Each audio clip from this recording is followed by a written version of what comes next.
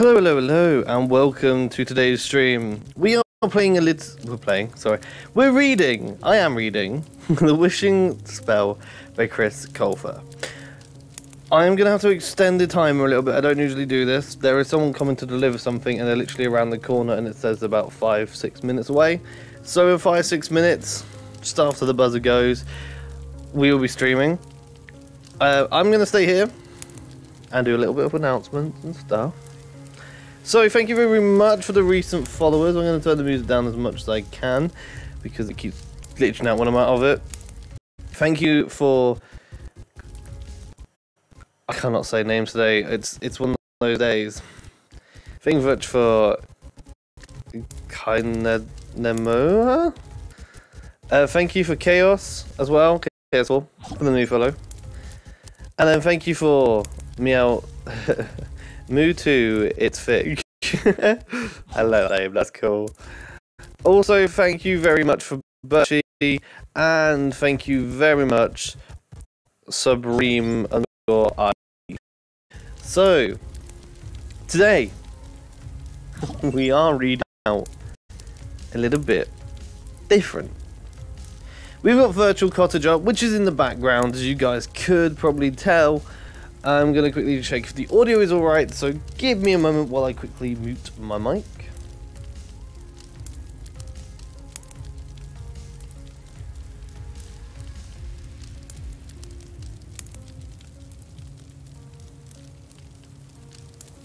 Right, so we can get started whenever this delivery driver comes. Sorry, yeah, we're waiting for a delivery driver, guys. We're literally waiting for a delivery driver who's 3 minutes away. God damn it! My boy was like, I want some food, but I can't be asked to go to the shop. So I'm now having to wait for a delivery driver. This is how we're starting today's stream, is waiting for a delivery driver. But I did get some. I do have a drink coming as well. They are literally down the road. They're gonna be here faster than what it said of it said 6 minutes. They're already nearly here. They're 1 minute away. They're literally around the corner. Someone's been speeding, I swear. But yeah, as I said, we are gonna be doing a little bit different. I'm just gonna quickly go to chatting, where I usually sit when, you know, we're waiting. But yeah. How are you all doing today? How's it going? I'm waiting for this buzzer and it's annoying because I can see where they are and they literally are around the corner. How are you not even near here? I have the chat up, sound alerts are on, everything is on, so if you want to do a sound alert, if you want to do anything like that, go ahead. Sorry guys, I didn't know this delivery driver was going to be so quick and prompt. I generally thought they'd be here like, you know, in a few... Not right now. I'm just going to quickly check the sound alerts. Oh my nose, excuse me, Jesus. I'm going to put a random one on. Why not? See if it is actually working.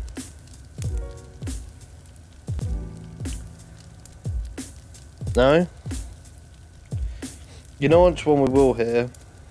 Random doesn't like to work. I swear. You know what will work?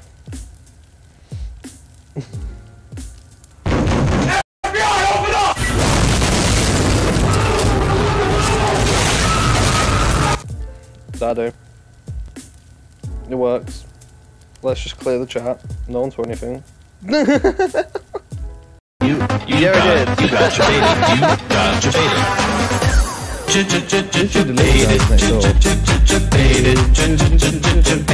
They've lost the signal.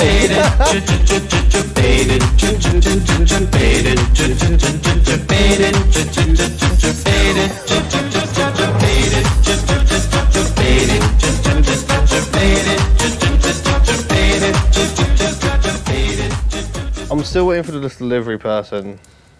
Where have they got to? How have they got stuck on the corner for at least a minute and they're literally up the road? They're stuck on one corner. They're on a bike as well. How can you get stuck on a path with a bike? Why? What? Oh no, they've moved. They've moved! They've got a little bit further. They've got an inch closer on a motorbike. Like what? Yes, as I said, I'm just waiting for this delivery to come through and then we will be streaming. I'm just waiting for the buzzer to go, get the food, and off we go. So yeah, this is a book that I just got the other day from the works, as I said. It's not expensive, this book, actually. This set is actually £15 currently from the works. Other stores are available to get it. But yeah, I thought, why not? Why not buy it? And my other half, Stewie, was like, who's also here, was like, oh, I really want to, like, read a book. Like, could you read a book to me? And I was like, yeah, sure. And it was like, why don't I just do a book club on my stream? Because that'd be really cool. And it's like, you guys can literally sit and chill, and you guys are literally listening to me talk. Sounds a bit boring, doesn't it? But I'm actually reading a book. Doesn't mean... How are you stuck on the fucking corner? Just delivery drivers, like, worse than waiting for a... I'm not going to say that. Right.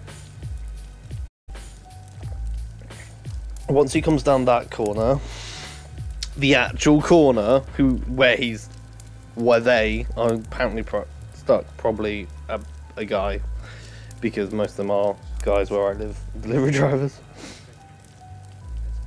Then we will walk out and go and get it. How are you stuck? What the fuck are you doing? Dude, what are you doing? Why are you going the op... This person can't drive, guys. I'm gonna have to rate this person 1 star in driving. Just look at... What? Okay, so apparently, right, you guys know where... If you guys would... why are they behind our house? I'm not joking, the delivery driver is gone the wrong street. It's going around the property. Like, how has the delivery driver managed? Keep a lookout for your driver, they're close. They're 2 streets on the wrong way. How are they close? Yeah, they're close. Nowhere can get to this road without going down that one road. They're nowhere close. Not even near the shop on the corner. They've gone 2 streets away and went, yeah, I'm good. Dude, hurry up.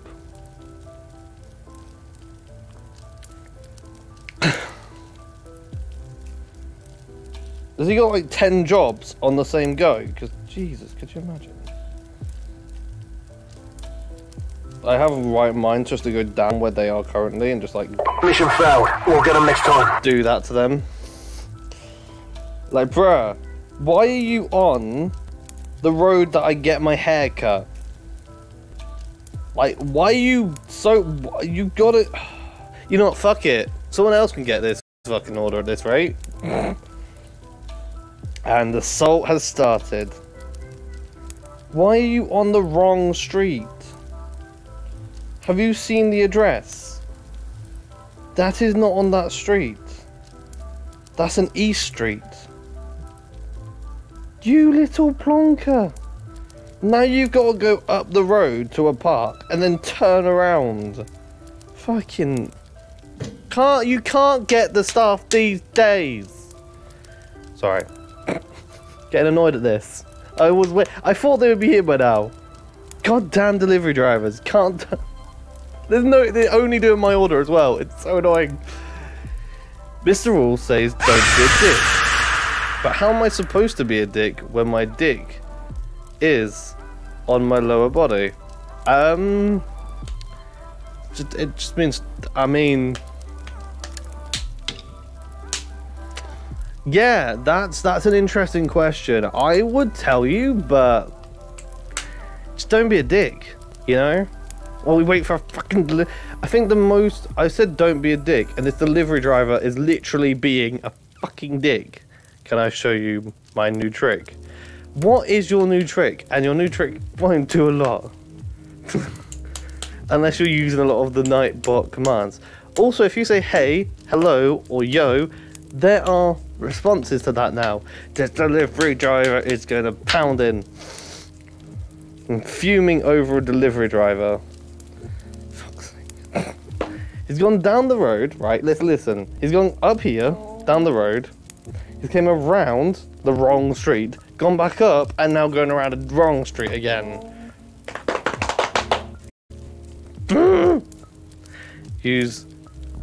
I mean, the delivery driver is being a pain in the butt. Also, that is cool, however you did that. I don't know how you could do that. The delivery driver is stopping our stream because I was like, yes. Delivery driver, I will wait for you to come. It's not that it's not that hard to get mistaken in geography about a road. How are you get 2 streets away? It's close enough, but now you're like 4 streets away, and now you're like 6 streets away. I'm very worried that you're going the wrong way, bro. I have more like this. I'm not sure what... Oh, nice. That's pretty cool. I have more like this. Are you going the... Let's just say delivery drivers now going the wrong way. Oh no. They are going towards the hospital. I'm sure I'm not near the hospital at all. And this. Literally, guys. How long are we into this stream? And we're waiting for a delivery driver. This is fucking amazing. We're nearly half an hour in. Could you imagine half an hour in and it gets delivered? I'm like, I could have been doing my stream, you twat. But at least there's 3 of you here. That's all that matters. 3 is better than none. True. The delivery driver is nearby. They've spent 5 minutes fucking around.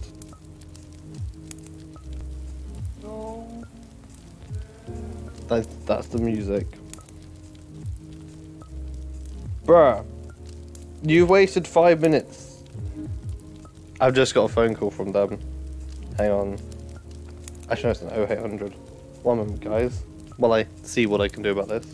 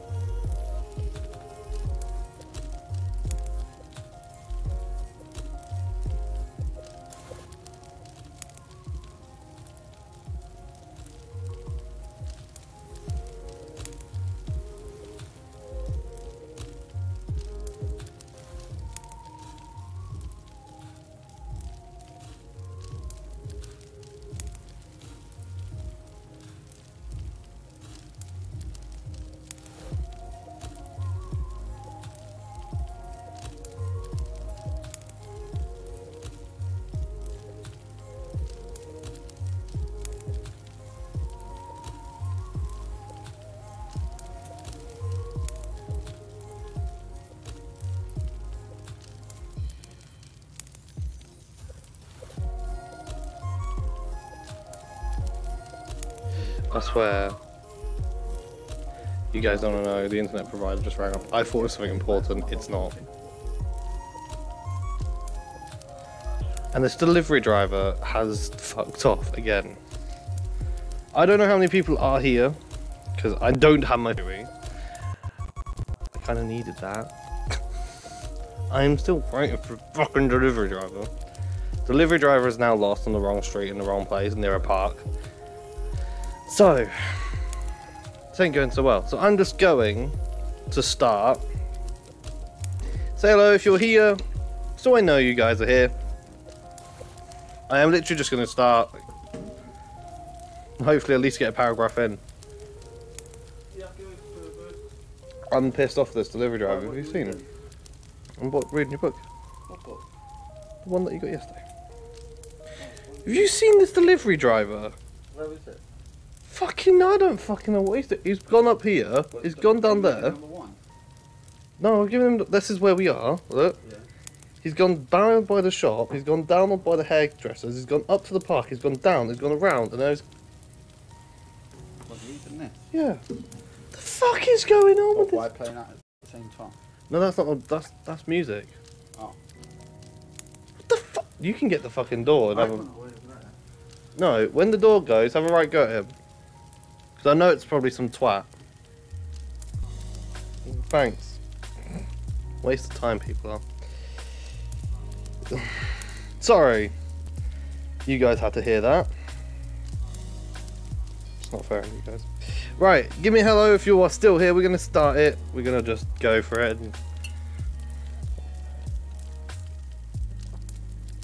We'll see. And I still like delivering packages at the same time. I'll just report them anyway. Righty. Lights on. Sorry about that, guys. Right. Shall we start again? What are we, like 20 minutes in now? We have got Welcome to Your Virtual Cottage. We've got Virtual Cottage on, but they'll be doing all the music. So, with that, we're going to continue. I'm going to turn the fire off. We're going to turn it to... We've got a to-do list here, just in case we want to do that. Going to expand the screen. Yeah. Oh my god, there's another... Hang on, there's another fucking number ringing me. Just going to murder my phone. Oh, well, no, they're just... miscalled. Oh, they're outside. 1 second. 1 second, the delivery driver actually has just turned up.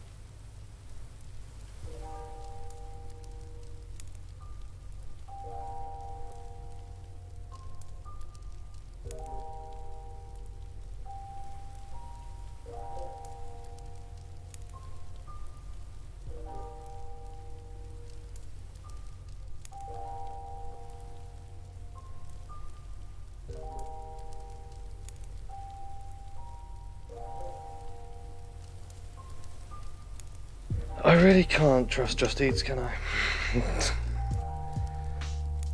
That delivery driver just said sorry like 20 times to me. And I said, next time know where you're going. I was like, dude. Everything is damaged. Everything is leaked. Everything is cold. Like, well done. It doesn't help that it's raining outside. Everything's sticky. So all my hands are all sticky as well. It's like the best combination.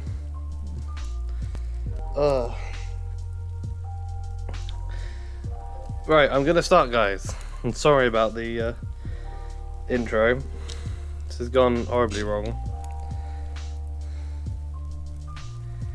Gonna take some few deep breaths.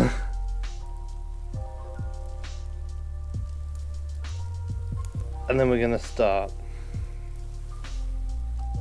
Because I'm a bit like annoyed at the delivery driver and I don't want to annoy you guys.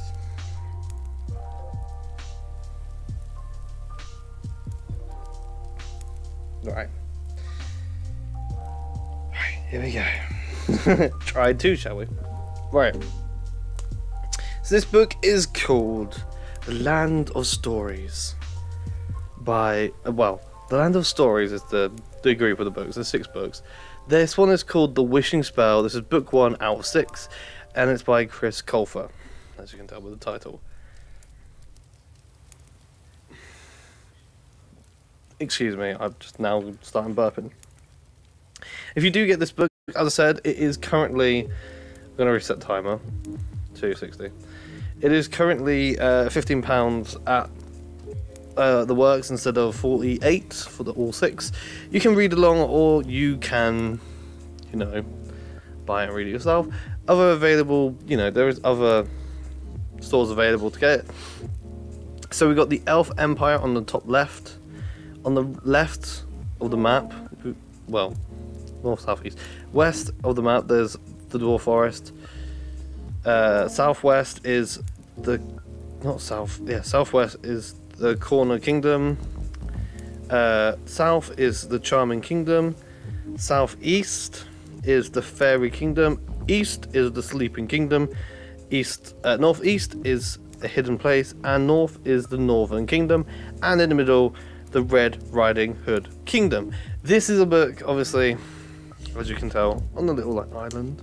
All different islands, all different areas. There are quite a few chapters, so we're going to try to get to chapter 3 today. But yeah, we're going to start off with the monologue, but before that, there's a quote at the start, and I love it. Someday you will be old enough to start reading fairy tales again, by C.S. Lewis. It's a lovely quote. You can always read fairy tales. Never too old. The prologue, The Queen's Visit. The dungeon was a miserable place. Lights were scared and flickered from the torches bolted to the stone wall. Foul-smelling water dripping inside from the mount circling the palace above. The moat circling the palace above. Sorry. Large rats chased each other across the floor, searching for food. This was no place for a queen. It was just past midnight, and all was quiet, except from the occasional rustle of a chain. Throughout the heavy silence, a single set of footsteps, echoed throughout the hall as someone climbed down the spiral steps into the dungeon. A young woman emerged down the steps, dressed head to toe in a long emerald cloak. She cautiously made her way past the row of cells, sparkling the interest of the prisoners inside. With every step she took, her pace became slower and slower, and her heart beats faster and faster. The prisoners was arranged according to crime. The deeper she walked into the dungeon, the crueler and more dangerous the crime became. Her sights were set on the cell at the very end of the hall, where a prisoner of a special interest was being watched by a large private guard. The woman had come to ask a question. It was a simple question, but it consumed her thoughts. Every day, kept her laying in bed, laying awake most nights, and was the only thing she dreamed about with the little sleep she managed. Only one person can give her answers she needed, and that one person on the other side of the prison bar had.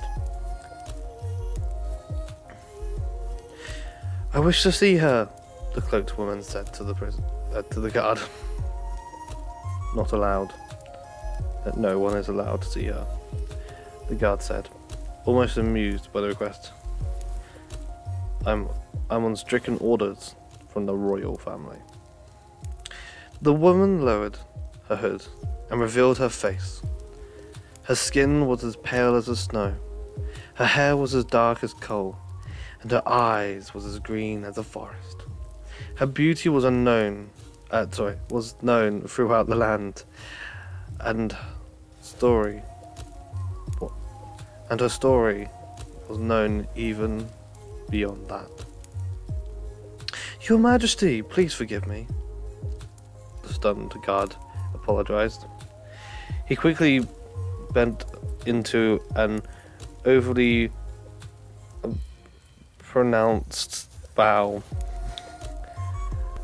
"I wasn't expecting anyone from the palace." No apology necessary," she said. "But please, do not speak of the presence here tonight." "Of course," the guard said, nodding. The woman faced the bars, waiting for them to be raised, but the guard hesitated. "Are you sure you want to go in there, Your Highness?" the guard said. "There's no telling what she's capable of." "I must see her," the woman said, "at any cost." The guard began turning a large circular lever, and the bars of the cells rose. The woman took a deep breath and continued past them. She journeyed through a She journeyed throughout a longer, darker hallway where a series of bars and barriers were raised and then lowered after she walked past them. She finally reached the end of the hall. The last set of bars was raised, and she stepped into the cell. The prisoner was a woman. She sat on a stool in the center of the cell and stared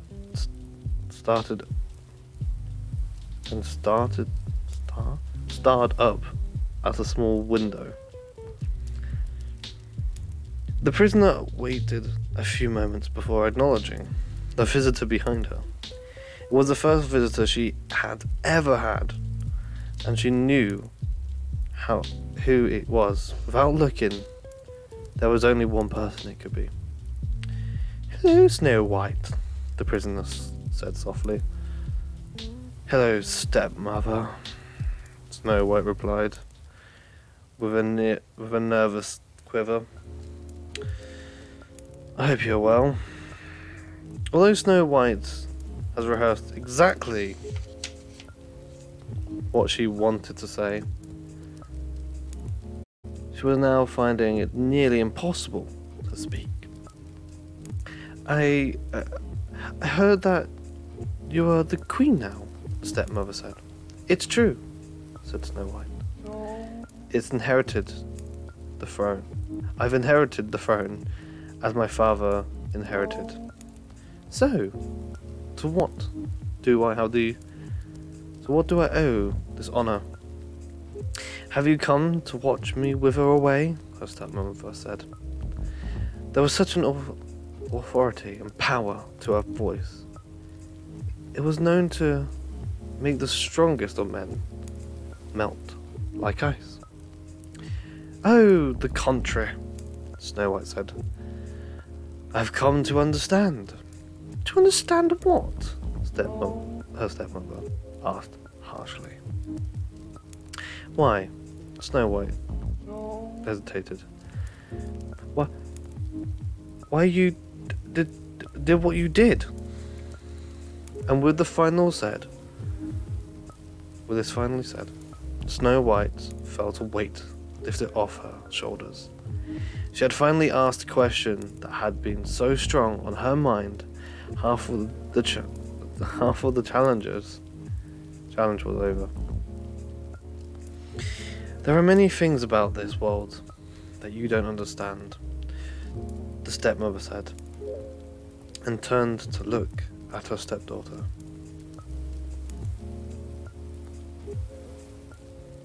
Excuse me, guys, sorry. It was the first time in a long time that Snow White had sorry. It was start again.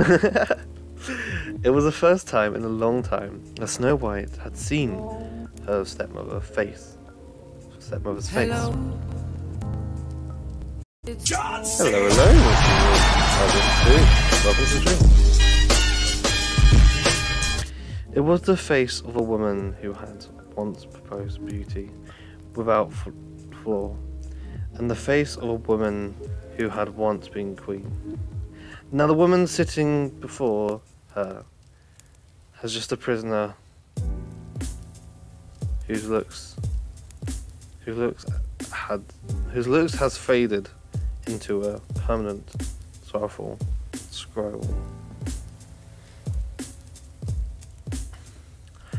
This may be, Snow White said, but can you blame me for trying to find some sort of reason behind your actions? The recent years of Snow White's life had become the most scandalous of the kingdom's royal history. Everyone knew the story of the fair princess who'd taken refuge with the seven dwarfs, while hiding from her jealous stepmother. Everyone knew of the infamous prisoned apple and the daughter of Prince who had saved Snow White from a false death. The story was simple, but aftermatch was not. Even with a new marriage and a monarchy to occupy her time, Snow White found herself constantly wondering if the theories of her stepmother's very vanity were true. Something inside the new queen refused to believe that someone could be malicious. Do you know what they're calling you out there? Snow White asked. Outside these prison walls, the world refers to you as the evil queen. You're a naughty girl. If that is what the world has labelled me, then that is the name I shall learn to live with, the evil queen said.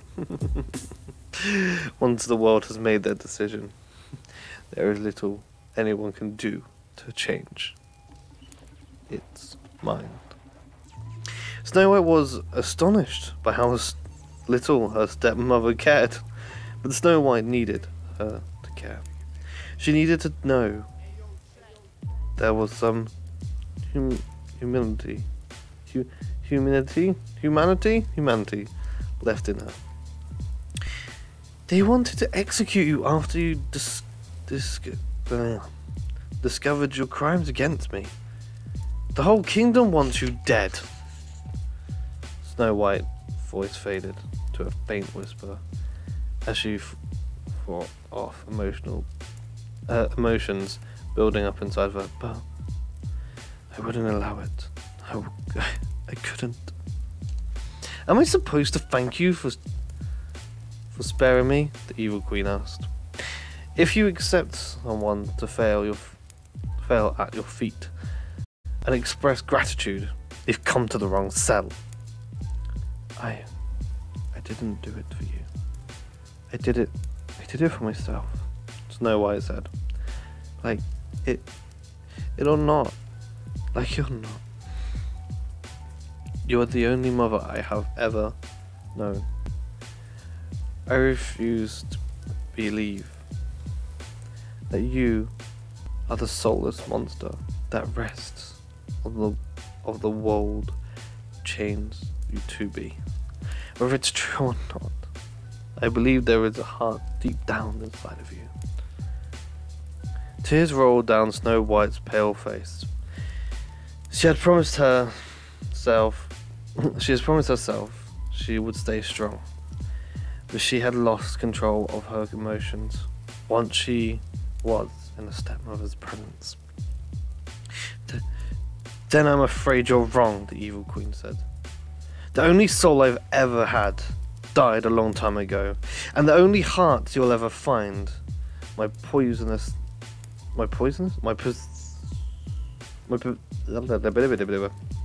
back. The only soul you'll ever had died a long time ago, and only heart you'll ever find is my possession. I can't even pronounce that word. Possession, that's the one. Sorry. Heart you'll ever find my possession in the heart of is a heart of stone. Sorry about that, guys. The evil queen did not, indeed, have a heart of stone, but not inside her. A rock in the shape of the size of a human heart was on a small table in the corner of the cell. It was the only item the evil queen had been permitted to keep when she was arrested. Snow White recognized the stone from her childhood. It was always been a very precious to her mother, or stepmother, and the evil queen had never let it out of her sight. Snow White had never been allowed to touch it or hold it, but nothing was stopping her now. Sorry, I'm just seeing how much. She walked across the cell, picked it up, and curiously stared down at it. It brought back so many memories, all the neglect and sadness her stepmother had caused her as a child rushed through her.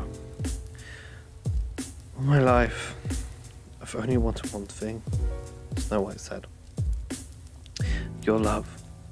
When I was a girl, I used to spend hours hiding in the palace, just hoping you would notice I was missing. But you never did. You never spent your days you spent your days in your chambers with your mirrors and your skin cream, and this stone. You spent more time with strangers with anti-aging methods than you did to your own daughter. But why? The evil queen did not answer. You tried to kill me 4 times, 3 of which you attempted yourself, Snow White said, shaking her head in disbelief. When you dressed as an old woman and came to me at the dwarf's cottage, I knew it was you. I knew you were dangerous, but I kept letting you in. I kept hoping that you would change. I let you harm me.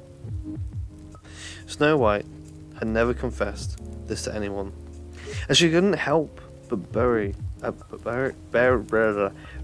face in the palms of her hands and cry after saying it. You think you know heartbreak, the evil queen said. Nothing of pain. You know nothing of pain. You never received affection from me, but from that moment you were born, you were loved by the whole kingdom.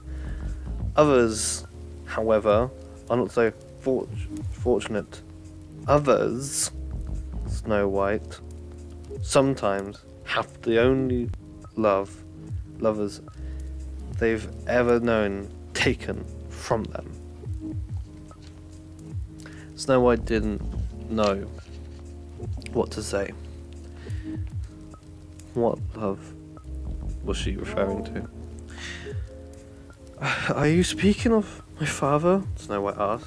The evil queen closed her eyes and shook her head. Oh. Naivety is such a privileged trait, she said. Excuse me. Believe it or not, Snow White, I had my own life before I came into yours. Snow White grew quiet and slightly ashamed. Of course, she knew her stepmother had had a life prior to marrying her father, but she never considered what had it considered of. Her stepmother had always been such a private person. Snow White never had a reason to. Where is my mirrors? The evil queen demanded. It's too dangerous. It's to be destroyed, Snow White told her. Suddenly the evil queen... Hey, that's pretty good. You scared the shit out of me. Thanks for that. Suddenly the evil queen's stone became much heavier. In Snow White's hand, Snow White didn't know if this was really happening, or if she was just imagining it. Her arm became tired from holding the stone's heart, and she had to put it aside. There is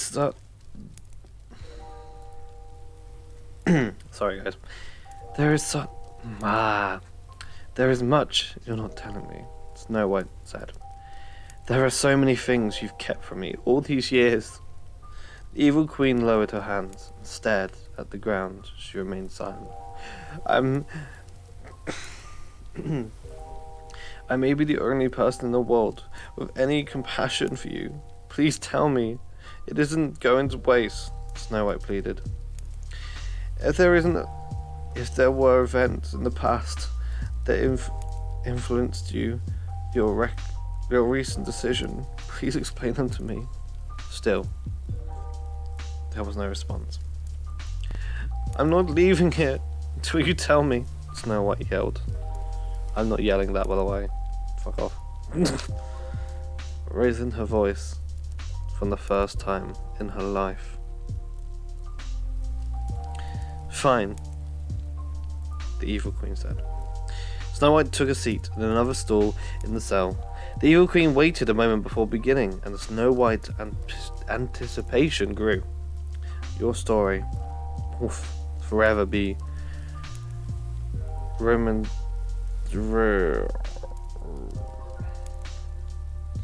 romanticized, she said. She told Snow White. He did do that again, scared the shit out of me. What was I?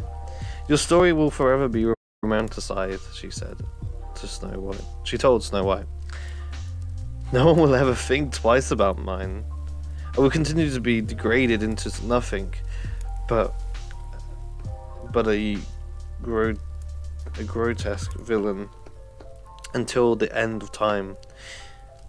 But what the world fails to realize is what a villain is just a victim whose story hasn't been told.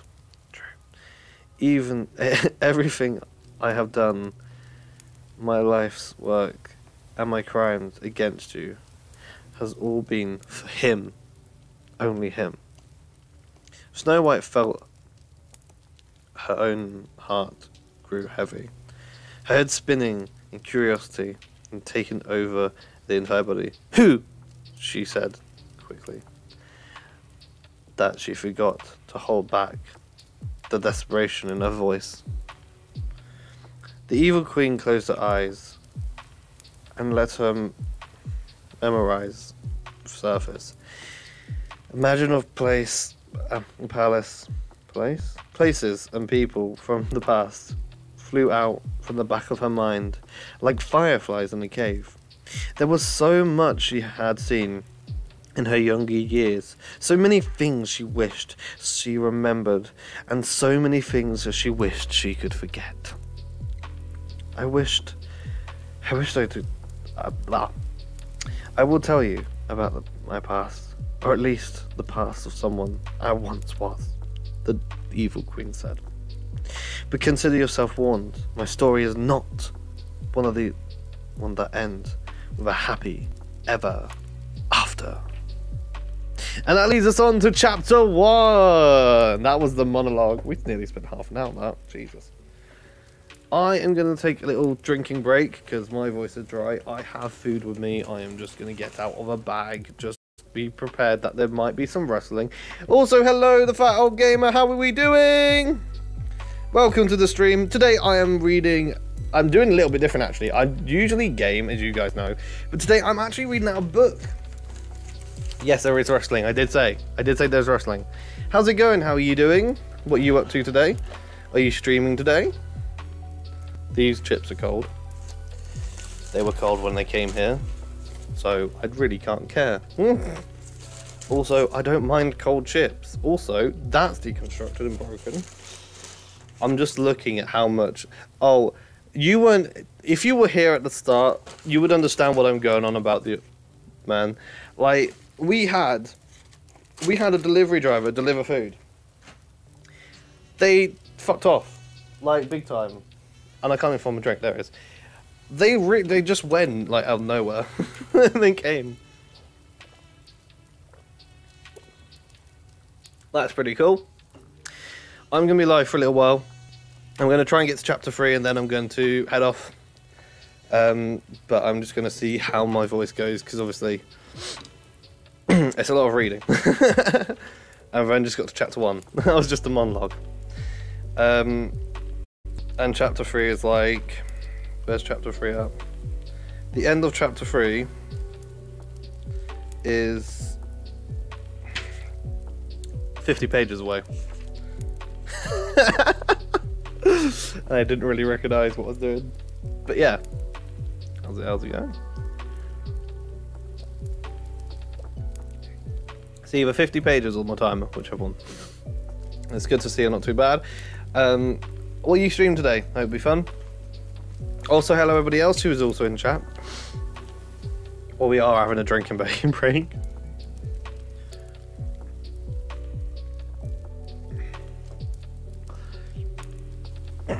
Right. When the timer says 32, I'm gonna get back at it. Sorry guys, I literally need to drink because my mouth has gone dry.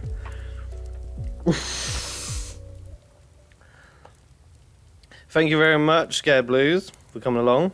Thank you for lurking. I'm thinking of Far Cry 6, but not sure. I haven't played Far Cry. Oh, I haven't even finished Far Cry 5. God damn. Don't tease me with a good time. I need to finish that game. I've played Far Cry 4, Far Cry 3, Far Cry 2, Far Cry 1 to 4. I haven't finished 5 yet. That's alright. I will have to make my way slowly onto Far Cry 6 at some point. When my computer allows me. But yeah. Nice one. Righty. We are going to get on. I heard Stewie. This... What is... Look at this. What the fuck is that? Wait, what, do you want me to try it? No, I'm good. It's all cold. How do you like your box so far? It's going nice, thank you. Yes. You enjoying it? Yes. I'll probably read it again. Yeah, once I've not fucked up again. Also, Nightbot, you're actually working. Where's the rest of the box? What? The other box. They're just down here. Enjoy. Alright, I'm going to be starting again in seconds. I'm going to chapter 1 in a second, so. Oh, I start with. I have some work to do. That's alright, Scared. I started with 3 myself. Oh, nice. That's cool. Righty, guys. Let's get back into the book, shall we? Chapter 1. Fucking gonna murder someone if they say something. Once upon a time in a world of merit. No. Once upon a time in a world of men. No, it's not. It's literally called Once Upon a Time. You ready? I know my body's slowly getting ready. There we go, excuse me. Once upon a time, Mrs. Peter said there was 6th grade. Nah, I'm good. Nah. Once upon a time is enough. Once upon a time is enough.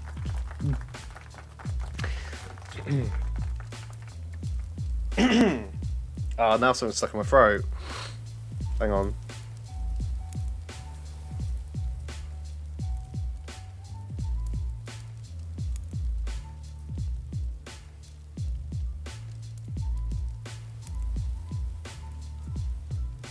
Okay, that's a little better. Thanks for the applause, that really helped. Once upon a time, Mrs. Peter said to her 6th grade class, "There are the most magical words our world has ever known, and the gateway into the greatest stories ever told.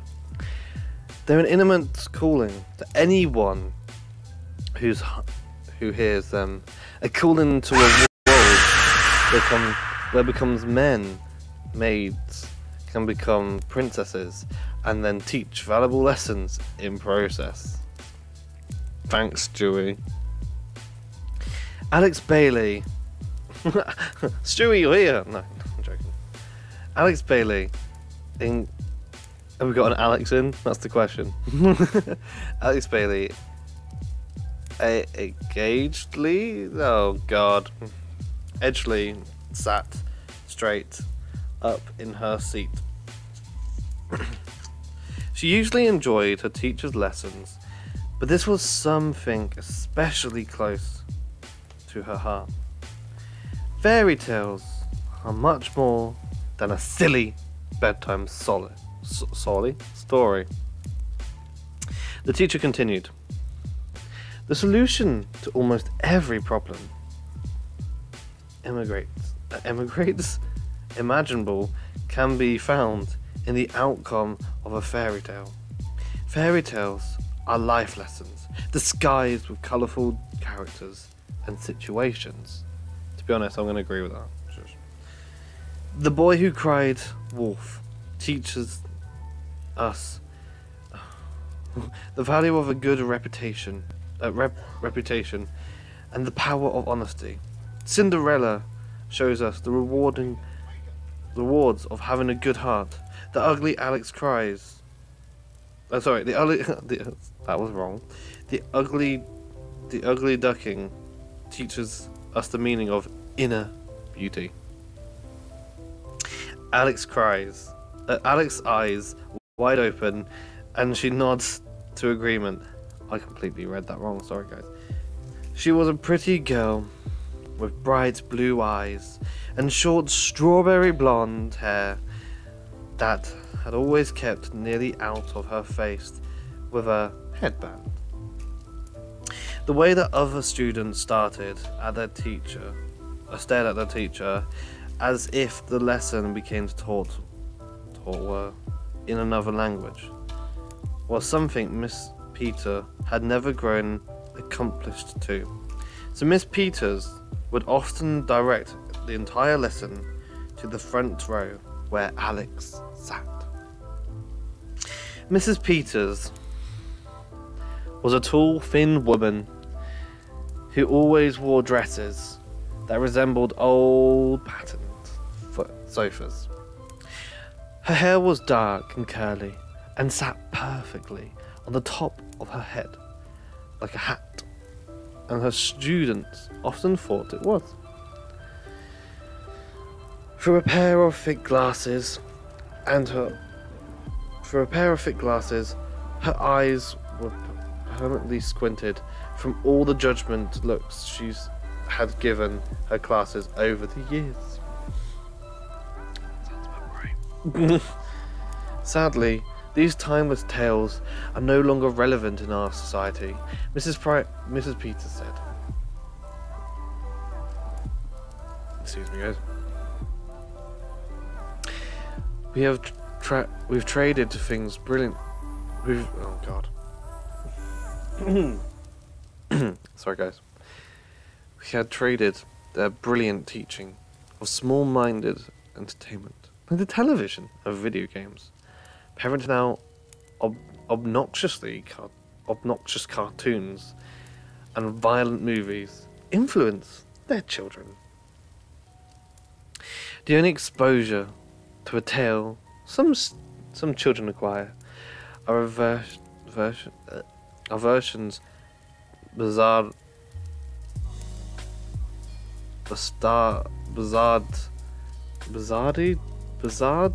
by film companies.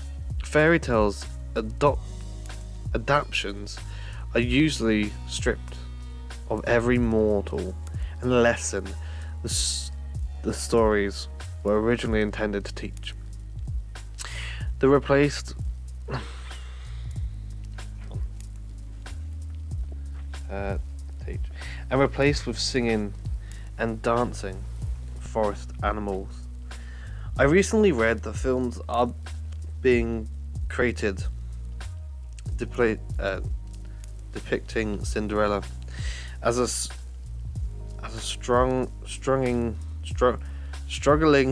hip-hop singer, like Sleeping Beauty as a warrior princess battling zombies.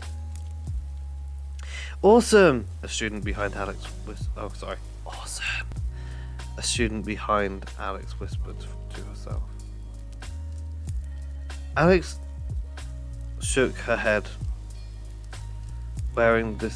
Hearing this made her soul hurt. She tried to share her disapproval with her fellow classmates, but sadly, her concern was not reciprocated.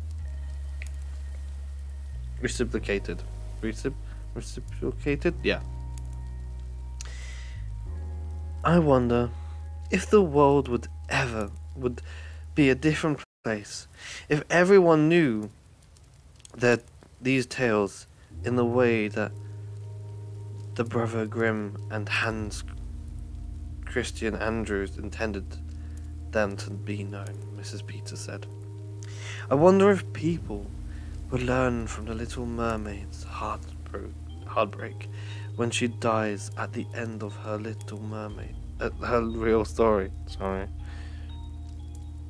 I wonder if there would be many kidnappings if children was shown the true dangers that Little Red Riding Hood faced. I wonder if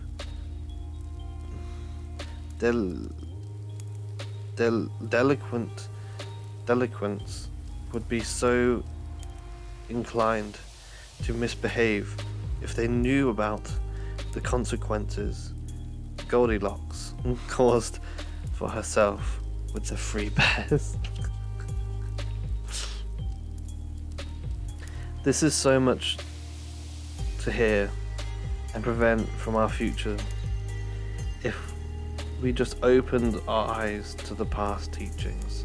Perhaps if we embraced fairy tales as much as we could, it would be much easier to find our own happy ever afters. If Alex had her ways, Miss Peters would be rewarding with thunderous applause after each session she gave. Unfortunately, all that followed her class was a mutual sign of relief among the students. Thankfully, that they were over. Let's see how well you all know your fairy tales, the teacher said with a smile, and began packing the room in oh my gosh, don't make me try and say that. In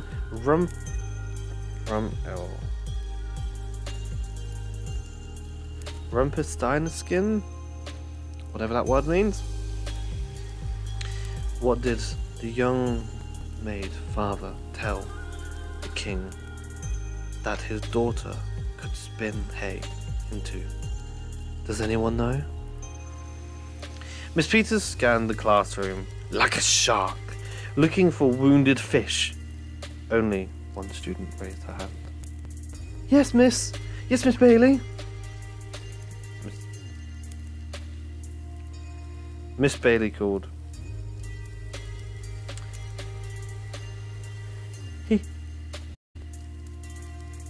He claimed she could spin hay into gold, Alex said.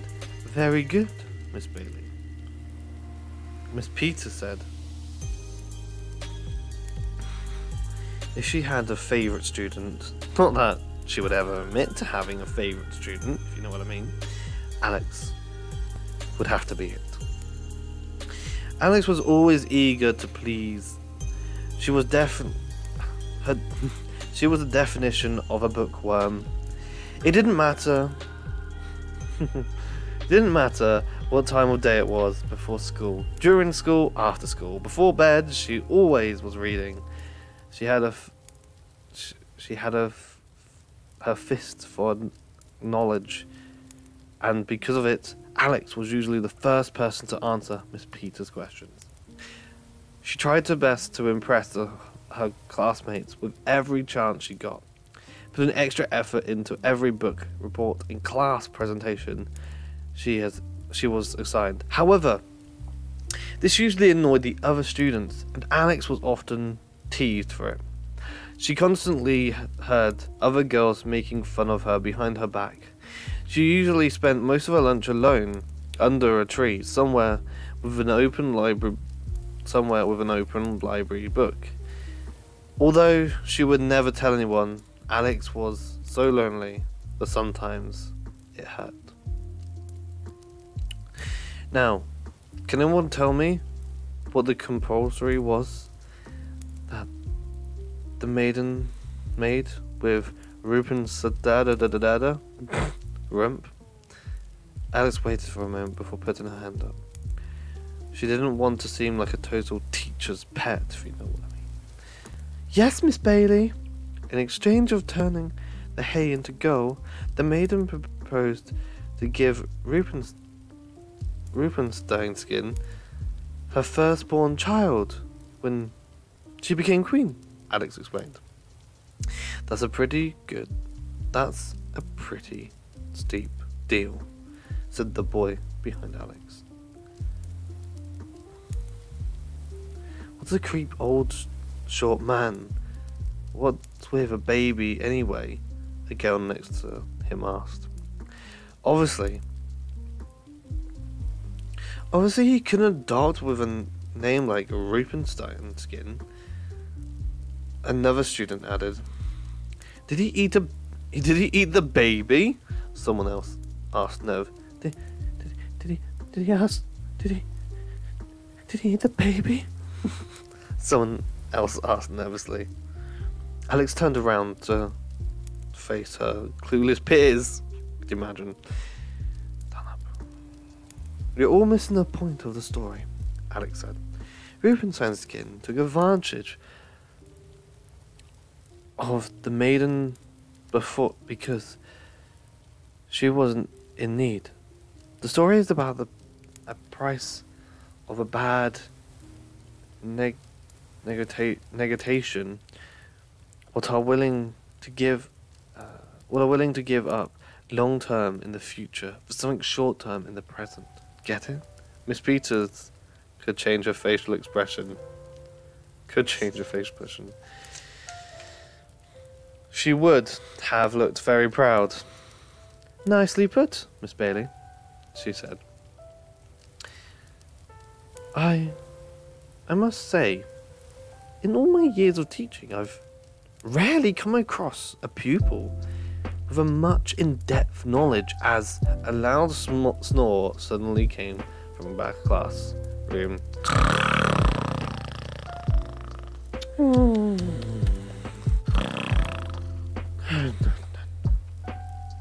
A boy in the back row was slouched over his desk and drooped from the corner of his mouth. Very much asleep. Alice had the twin brother, and it was moments like these that made her wish she didn't. Miss Peters diverted her attention to him like a paper clip to a magnet. Miss Bailey, Miss Peters asked. He continued to snore.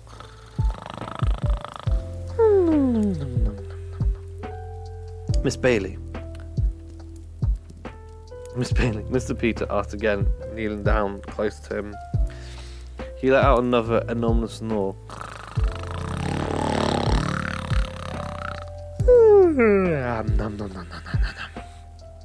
A few of the students wondered how it was possible for such loud noise to come out of him. Mr. Bailey, Mrs. Peters shouted in his ear, as if someone had lit a firework under the sea. Connor Bailey jumped back to life, almost knocking his desk over. Brilliant.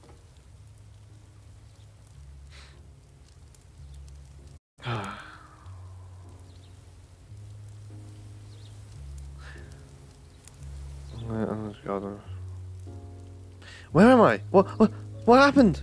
Connor asked in a panic state of confusion. His eyes darted around the room while his brain tried to remember where he was. Like his sister, he also had bright blue eyes and strawberry blonde hair. His face was round and freckled, and at the moment slightly smushed to one side like a basset hound when it first wakes up from a nap. Alex couldn't have been more embarrassed by her brother. Besides sharing looks and a birthday, she and her brother couldn't have been more different. Connor may have had a lot of friends, but unlike his sister, he had trouble in school. Mostly trouble staying awake.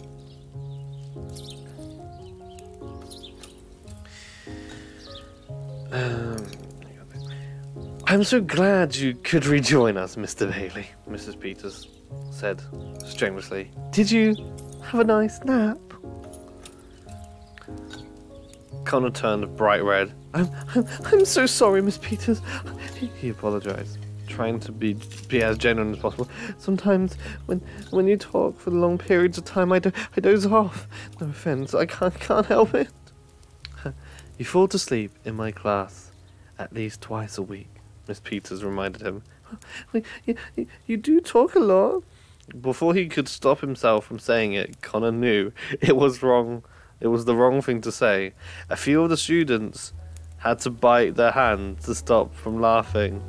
I recommend you stay awake while I teach, Mr. Bailey, Mrs. Peters threatened. Connor had never seen anyone squint their eyes so tight without shutting them before.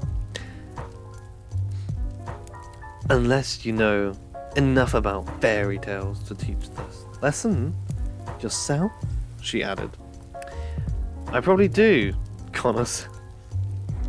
Making it worse, man. You probably do, Connor said. Once again, he spoke without thinking. I mean, I know a lot about the stuff. That's all. Oh, really? Mrs. Peters never backed down from a challenge. And every student's worst nightmare was that they'd be challenged. They'd be her challenger. All right, Mr. Bailey. If you're so knowledgeable, answer this question. Connor gulped. In the original tale of Sleeping Beauty, how many years did the princess sleep before she is awoken by true love? First kisses. Anyone can guess, you know? Miss Peters asked, studying his face. Anyone in chat know? Go ahead. All eyes were on him, impatiently waiting for the sign the silence, indication that he didn't know the answer. But fortunately for Connor, he did. 100, Connor answered. Sleeping Beauty slept for 100 years. That's why the castle grounds were covered in vines and stuff. Because the curse affected everyone in the kingdom, and there was no one to garden. Miss Peters didn't know what to say or do. She frowned down at him, immediately surprised. But it was the first time he had ever been correct when she'd put him on the spot. And she certainly hadn't expected it. Try to consider it. Try to stay conscious, Mr. Bailey. Lucky for you, I used my last attention slip this morning, but I can always request more, Mrs. Peters said, and promptly walked to the front of the classroom and continued to teach her lesson. Sorry, guys. Connor sighed with relief. And the red drained from his face. His eyes met his sister. Even she was surprised he had gotten the answer right. Alex hadn't expected Connor to remember any fairy tales. Thank you for the follow, Skepblue.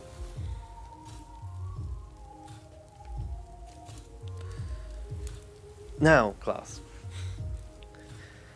I want you all to get out your that's the word I hate. Literature books. Turn to the page 107 and read Little Red Riding Hood quietly to yourself, Miss Peter instructed. The students did as they were told. Connor made himself as comfortable as possible at his desk and began reading the story. The pictures and the characters were all so familiar to him. I wonder why.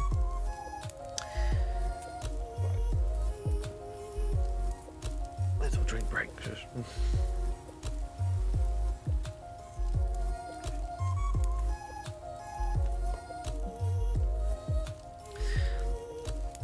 Excuse me. One of the things Alex and Connor looked forward to the most when they were very young had been the tips to their grandmother. She lived up in the mountains, in the heart of the woods, in a tiny house that could best be described as a cottage, if such a thing still exists. It was a long journey, a few hours by car, but the twins loved every minute of it. The anticipation would grow as they travelled up the windy roads and through the endless trees. And when they crossed the yellow bridge, the twins would expectantly exclaim, "We're almost there! We're almost there!" Once they arrived, the grandmother would greet them at the door with an open arms and a hug so tight they would almost pop. "Ooh, look at you two! You've both grown a foot since the last time I saw you," grandmother would say every time if they hadn't, and then would lead them inside where a freshly baked batch of cookies awaited for them. Their father has grown up in the woods and would spend hours each day telling the twins his adventures as a kid. All the trees he's climbed, all the streams he's swum, all the streams he's swum, all the ferocious animals he had barely escaped from. Most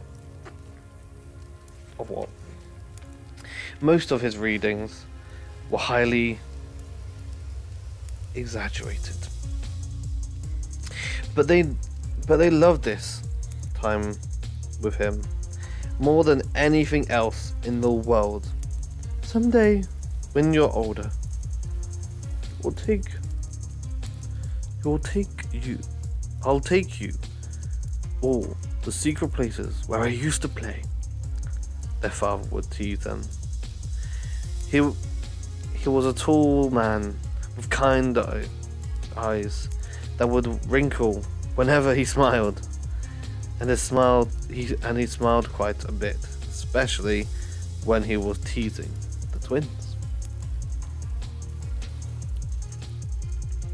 Oh.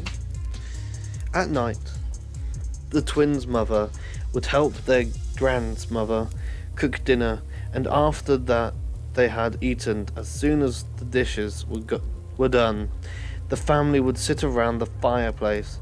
Their grandmother would open her big storybook, and she and their father would take turns to read twins' fairy tales until they fell asleep. Sometimes the Bailey family would be up until sunrise. They told the stories with such detail and passion that it didn't matter how many times the twins heard the same story, they were the best memories any childhood could ask for. Unfortunately, the twins hadn't been back to their grandmother's cottage in a very, very long time. Oh, here we go. Back to the class. Mr. Bailey, Mrs. Peters shouted. Connor had dozed off again.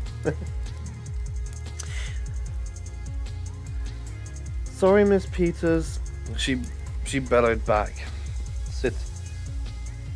sitting straight up in his seat, like a soldier on guard. If looks could kill, Connor would have been dead from the soul she was sending him. What did we think of the real Little Red Riding Hood? The teacher asked her class. A girl with frizzy hair and thick braces raised her hand. Miss Peters, the frizzy fizzy-haired girl asked. I'm confused. And why is that? Mrs. Peters said, as if asking, what on earth could you possibly be confused about, idiot? Because it says the big bad wolf killed by the hunter, the frizzy-haired girl explained. I always thought the wolf was just an upset because the other wolves in his pack made fun of his snout, and he and Little Red Riding Hood became friends in the end. At least that's what happened in the cartoon I used to watch when I was little. Miss Peters rolled her eyes so far into the back of her head she could see what is behind her. That, she said with a chewed mouth, is exactly why we're having this lesson. The frizzy-haired girl became wide-eyed and sad. How could something so dear to her become so wrong? For homework, Miss Peters said, and the room, unamused, slumped in their seats. You are to pick your favourite fairy tale and write a paper due tomorrow on the real lesson the tale is trying to teach us. Miss Peters went to her desk, and the students began working on their assignment with the little class time remaining. Mr. Bailey. Oh, sorry, Mr. Bailey. Mrs. Peters summoned Connor to her desk. A word. Connor was in deep trouble, and he knew it. He cautiously stood up and walked to Miss Peters' desk. The other students gave him soulful looks as he walked by, as if he was walking to his executioner. Yes, Miss Peters? Connor asked. Connor, I'm trying to be very sensitive about your family situation, Miss Peters said, glaring at him over the veins of her glasses. Family situation? 2 words Connor had heard too many times in the last year. However, Mrs. Peters continued, there is certain behaviour I just will not tolerate in my classroom. You're not to mention your quiz and test very poorly. Sorry. You can... I'll go from the start. However, Mrs. Peters continued, there is certain behaviour I will not tolerate in my classroom. You're consistently falling asleep in class. You don't pay attention, not to mention you quiz and test very poorly. Your sister seems to be functioning just fine. Perhaps you could follow her example? It was a comparison that felt like a kick in the stomach. Every time someone made it. Indeed, Connor was not his sister by any means, and he was always punished because of it. If this continues, I will be forced to have a meeting with your mother. Do you understand? Miss Peters warned him. Yes, sir. I mean, Mama. Sorry, it hasn't been the best today. Okay then, you can have a seat.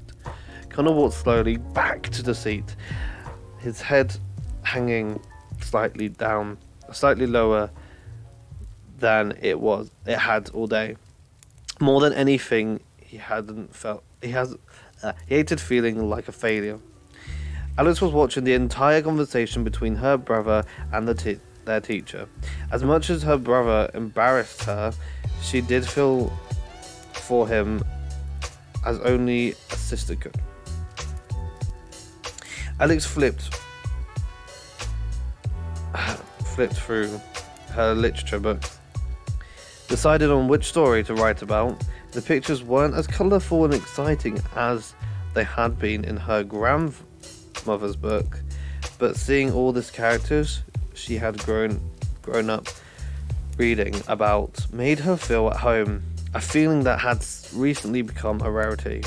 If only fairy tales were real, she thought. Somebody could wave a wand and magically make things how they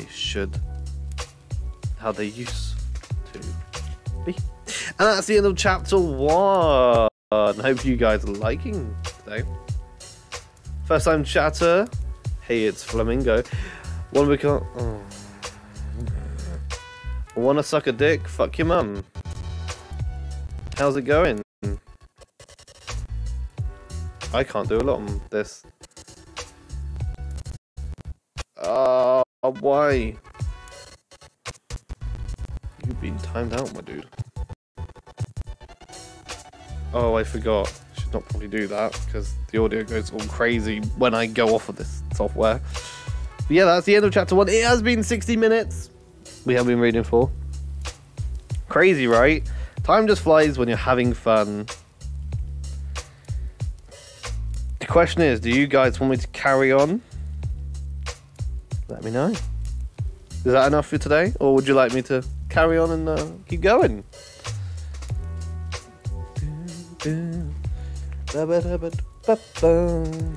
I just literally need a water break or something right now.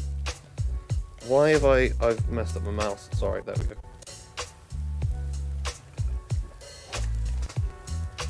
More.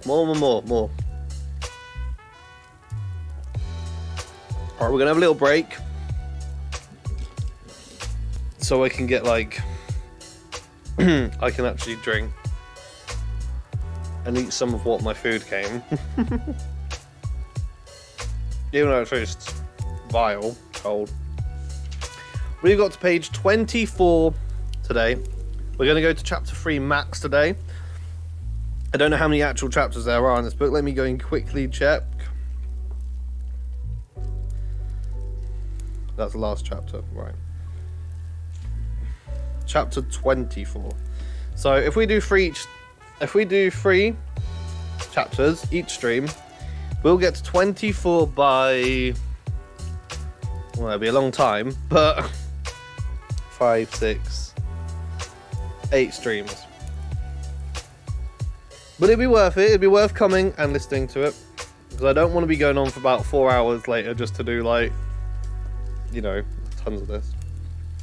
But yeah, we will carry on in a moment. You know what? We'll put a 10-minute timer on, and then we'll carry on. Could this book just stay flat for like 5 seconds? I'm trying to eat. I'm trying to eat and do at the same time, and it's going everywhere. Crazy.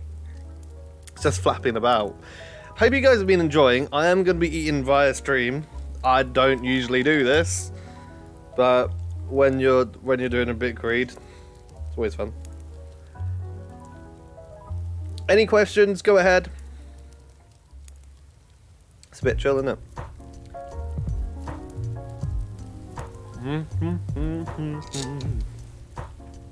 Thank you very much, Scared, for the follow today.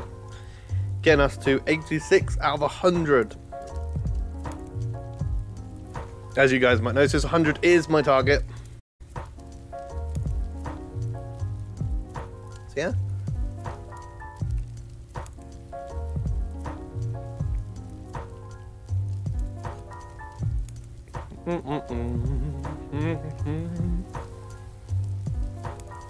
This is so messy. So an update on that delivery driver earlier. It was a guy on a ridiculous sized motorbike, to the point that you couldn't go on the path with it. Oh, I see why.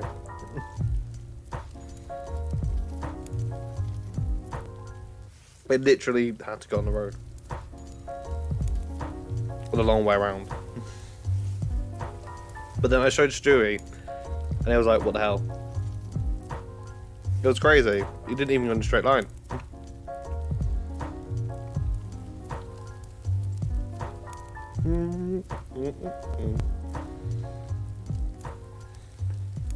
I swear, some delivery drivers.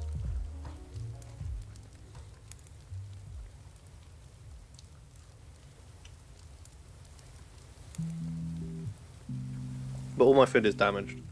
Like, it's all gone apart. Like, everything was cold when I got it. I tasted a bit of everything. I was like, so cold. Oh well. It's meant to be quite warm, so. Rip.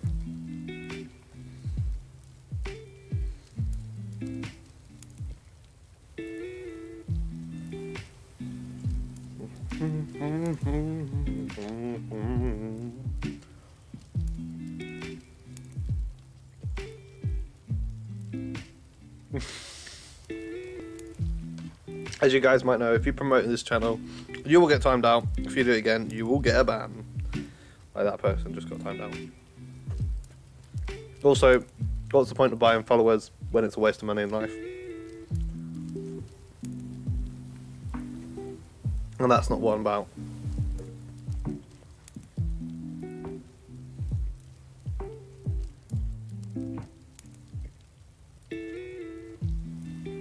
Mm-hmm. 7 minutes to go, guys. Just under.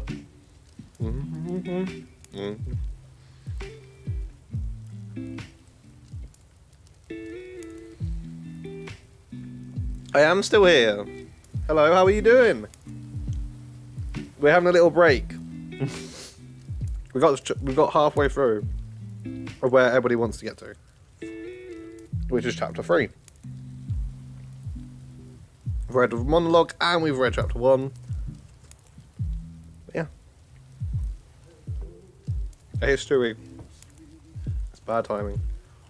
Can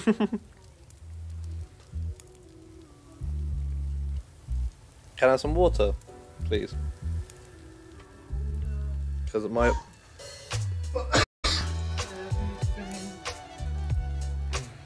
No, could you fill this up? I'll just take that. Thank you. I need tons to. I can't like.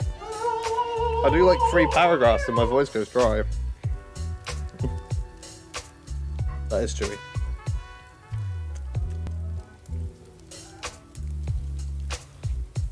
You got Glee songs stuck in your head. I swear. 6 minutes on break. Oh. Opening tubs of sauces is not useful.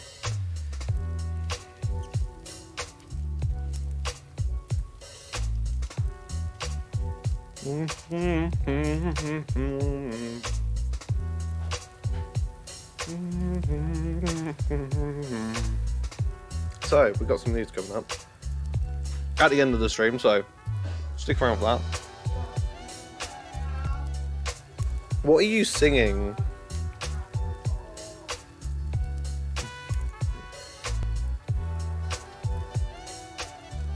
Oh no. I gotta eat that now. I was fucking gonna eat that. Yeah. Yeah, I'm going to. I thought that'd be your job.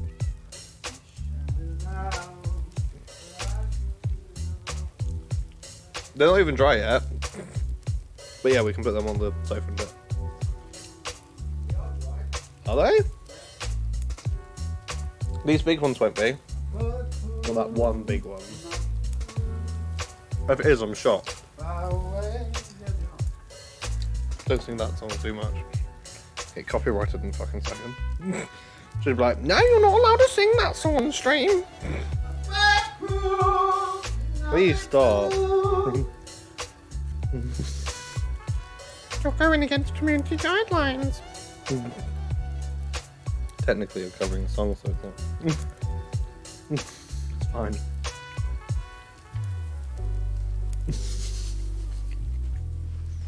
Don't ask. Nearly at the end of the break.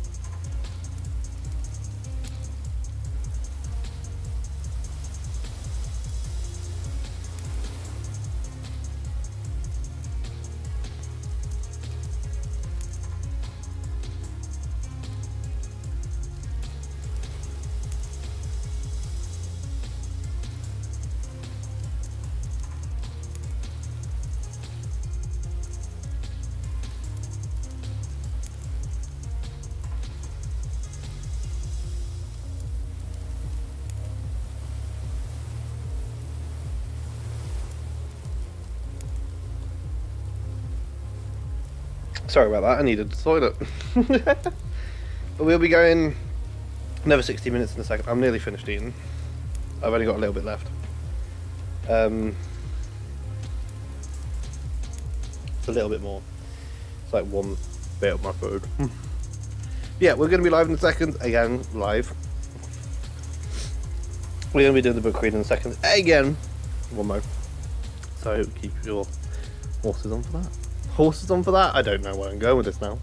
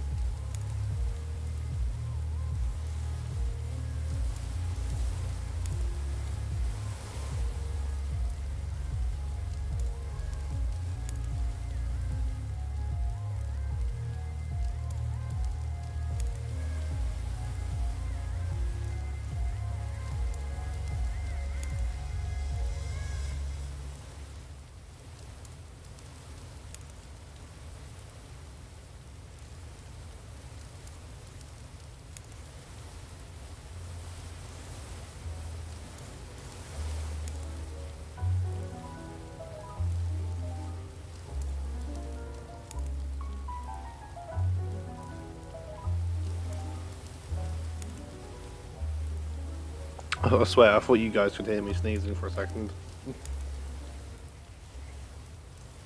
I was like, but I need to sneeze, and now I need to blow my nose. Brilliant. Right, we're going to continue on to chapter 2. Oh, God.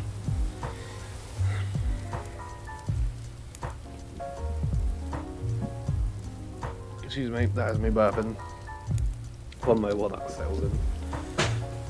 Hello.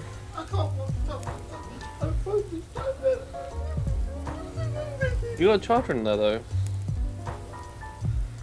Excuse me, what are you doing? No, I'm good. This is a PG stream.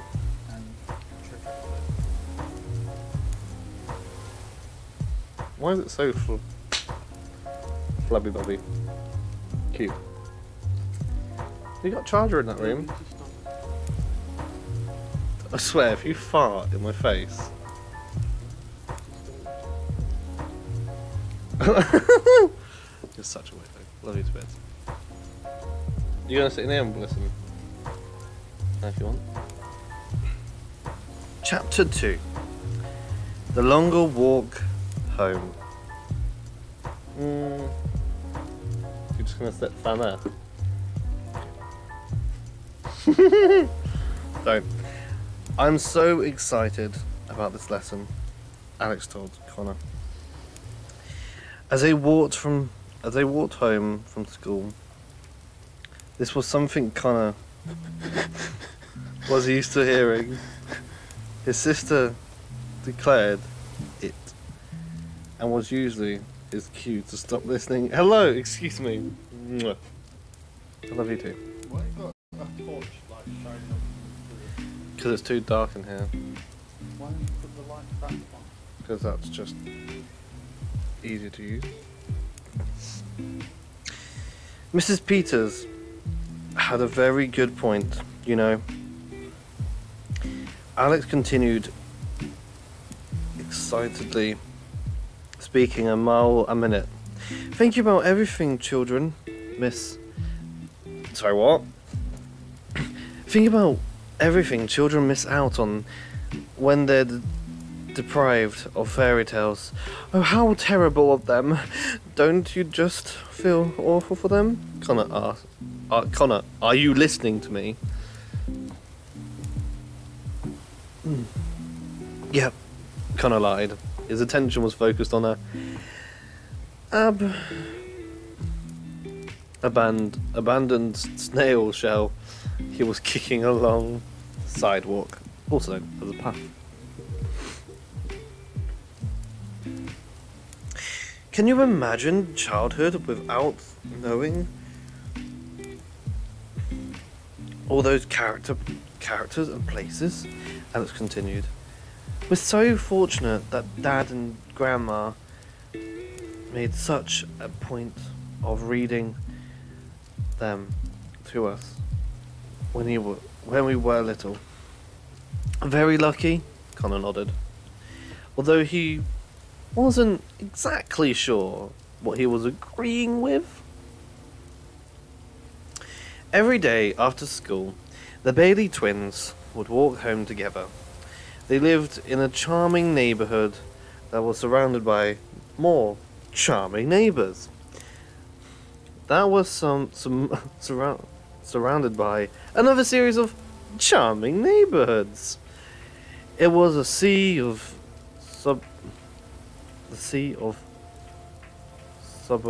suburbia, where each house was similar to the next, but uniquely different at the same time. To pass the time, as they walked, Alex would tell her brother everything on her mind. All her current thoughts, all her concerns, a summary of everything she had learned that day, and what she planned to do as soon as they got home. As much as this daily routine annoyed Connor, he knew he was the only person in the world Alex had to talk to. So he tried his best to listen, but listening had never been Connor's forte. However, how am I even going to decide which story to write about? It's too difficult to choose, Alex said, clapping her hands with excitement. Which one are you going to write your paper on? Connor said, whimpering his head up from... Whimpering? Yeah, whimpering his head up from looking at the ground. He had to mentally rewind the conversation and to remember the question was, the boy who cried... The boy who cried wolf? He said, choosing the fairy tale that came to mind. You can't choose that one, Alex said, shaking her head. That's the most obvious one. You have to select something more challenging to impress Mrs. Peters. You should pick something with a message hidden deeper inside it. One that isn't so on the surface. Sorry, guys. Excuse me. Connor sighed. It was always easier to just go along with Alex instead of arguing with her, but sometimes it was unavoidable. Fine, I'll pick Sleeping Beauty, he decided. Interesting selection, Alex said, intrigued. What do you suppose the moral of the story is? Don't piss off your neighborhoods, I guess, Connor said. Alex grunted disappointedly. Be serious, Connor. This is not the mortal of Sleeping Beauty. She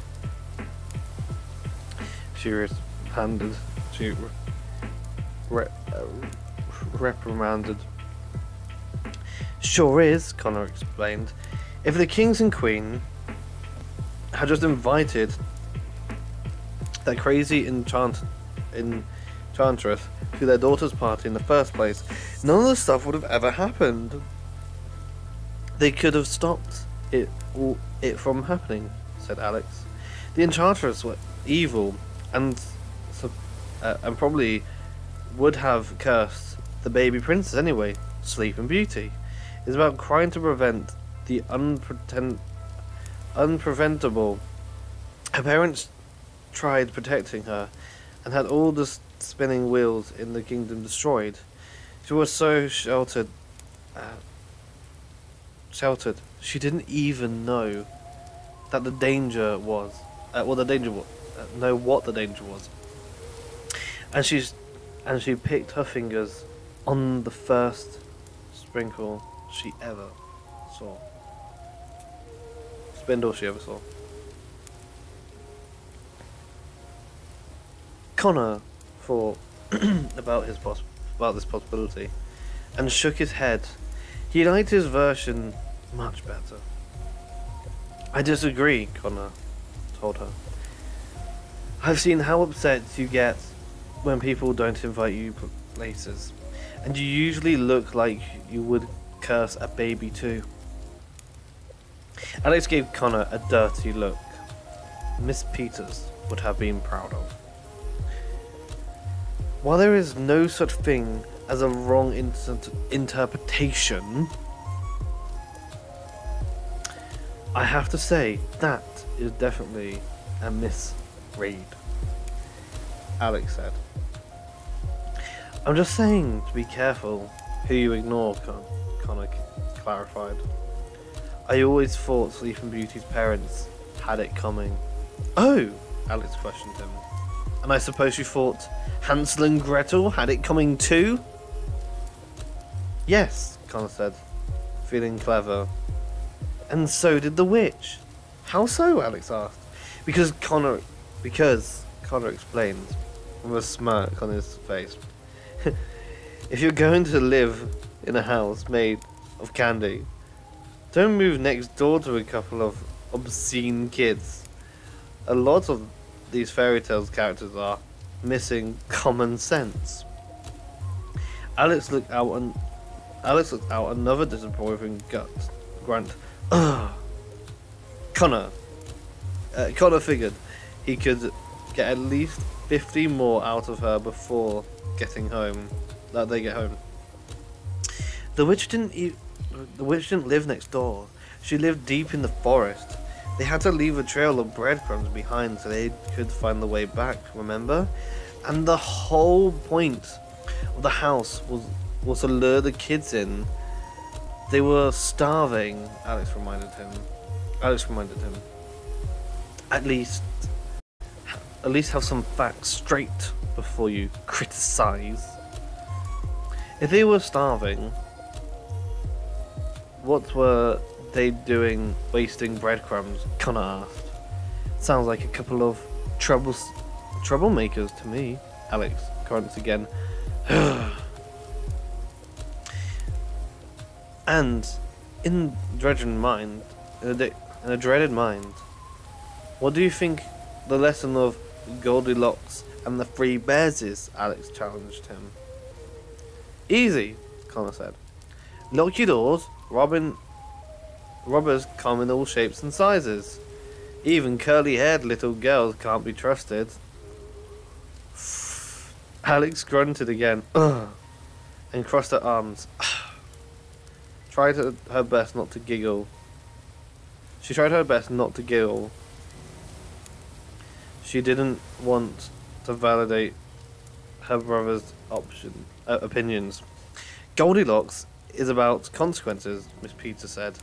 So it's herself, Alex said. Although Alex would never admit it sometimes, arguing with her brother was amusing. What do you suppose Jack the Beanstalk is about? She asked. Connor contemplated a moment and slyly grinned. Bad beans can cause more than indigestion, he answered, laughing hysterically to himself. Alex pruded her lips to hide a smile. What do you think the lesson of Little Red Riding Hood is? She asked him. Do you think she has just mailed her grandmother the gift basket?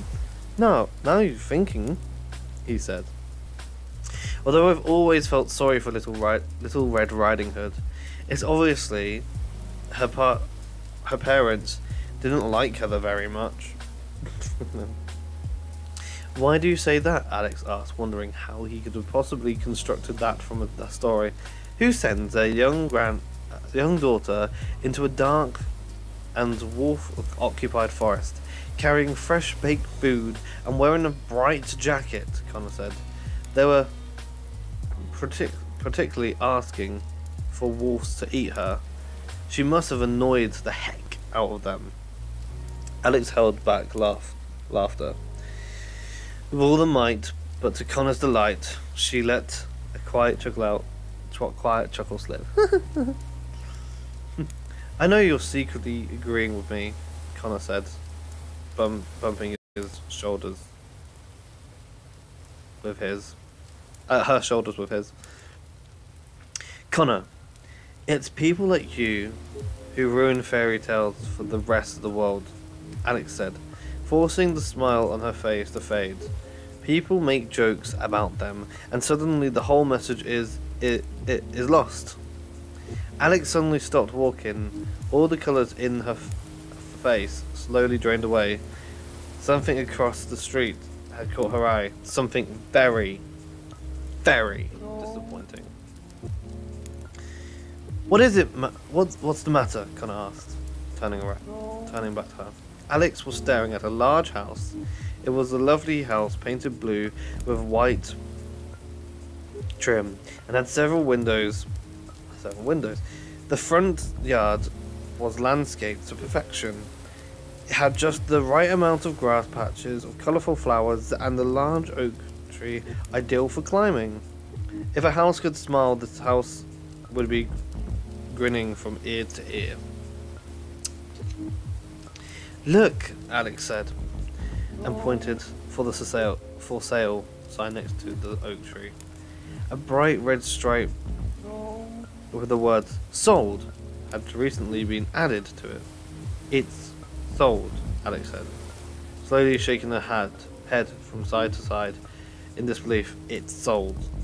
She repeated, not wanting it to be true. This little colour in Connor's round face drained too. The twins stared at the house for a moment in silence, each not knowing what to say to each other. We both knew it would happen eventually, Connor said. Then why do you feel surprised? Alex asked softly. I guess it had been for sale for long. I figured it was just, waiting for us. Connor saw tears begin to form on his sister's eyes, through the tears forming in his own. Come on, Alex, Connor said, and kept walking. Let's go home. She looked at the house for a second more and then followed him. This house was only one thing the Bailey family had recently lost. A year ago, just a few days before their 11th birthday, Alex and Connor's father died in a car accident on his way home from work. Mr. Bailey had owned a bookstore a few streets away named Bailey's Books, but it all had taken was a few small streets for a big accident to happen. The twins and their mother had been anxiously waiting for him at the dinner table when they got a phone call telling them that their father wouldn't be joining them that night. On any night after that, He had never been late to dinner before, so as soon as the telephone rang, they all had known something was wrong. Alex and Connor could never forget the look in their mother's face when she answered the phone, a look that told them, without saying a word, that their lives would never be the same. They had never seen their mother cry like she did that very night. Everything had happened so fast. After that, it was hard for the twins to remember that. It's hard for the twins to remember what order it all had happened in. They remembered their mother making tons of phone calls and having to deal with a lot of paperwork. They remembered their grandmother came to take care of them while their mother made all the funeral arrangements. They remembered holding their mother's hands as they walked down the church aisle at the funeral. They remembered the white flowers and the candles and the sad expressions on everybody's face that they passed by. They remembered all the food people sent. They remembered how sorry people told them they were. They didn't remember their 11th birthday because no one did. The twins remembered how strong Grandma and Mum had stayed for them in the following months. They remembered Mother's explaining to them why they had to sell the bookstore. They remembered the eventuality their mother couldn't afford their beautiful blue house anymore, and they had to move into a rental house a little way down the street. They remembered Grandma leaving them once they were settled into their new, smaller house. They remembered turning to school and how falsely normal everything appeared to be. But more of all, the twins remembered not understanding why any of it had to happen. A full year had passed, and the twins still didn't understand it. People had told them they would get easier over time, but how much time were we talking about? The loss seemed to grow deeper each day without their dad. They missed him so much sometimes that they expected their sadness to swell out of their bodies. They missed his smile, they missed the laugh, and they missed his stories. Whenever Alex had a particular bad day at school, the thing she would do when she got home was jump on her bike and pedal to her dad's store. She would run through the front doors, find her dad, and say, "Daddy, I need to talk to you." It didn't matter if he was helping a customer or putting brand new books on the shelves. Mr. Bailey would always stop what he was doing, take his daughter to the storage room in the back, and listen to what had happened. "What's the matter, sweetheart?" he would ask, with big, concerned eyes. "I had a really bad day today, Daddy," Alex said on one occasion. Are the other kids, still teasing you?" he asked. "I can call the school and ask teachers to have a talk with them." "That wouldn't solve anything," Alex thought, sniffles. By publicly prosecuting me, by publicly prosecuting me, they're filling an insecure void caused by social and domestic neglect. Mr. Bailey scratched his head. So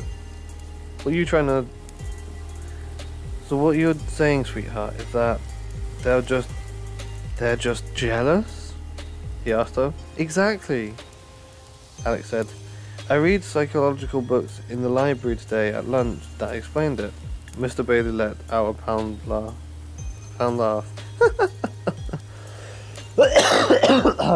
Dying slowly, of course. Sorry, guys, that was not intended to happen. Mr. Bailey Panela. His daughter intelligently, constantly amazed him. I think you're just too bright for your own good, Alex, he said. Sometimes I wished I was like everyone else, Alex confused. I'm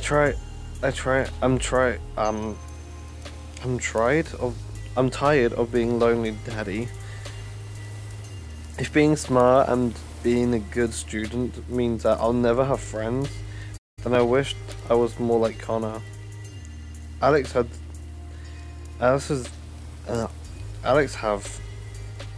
I ever told you the story about the curvy tree? Mr. Bailey asked. No, Alex answered. Mr. Bailey's eyes lit up. They always did when he was about to tell a story. Well, he started. One day, when I was very young, I was walking around the woods and saw something very particular. It was an evergreen tree, but it was different from any other evergreen tree I have ever seen. Instead of growing straight out of the ground, its trunks curved and round in circles, like a large vine. How? Alex asked, utterly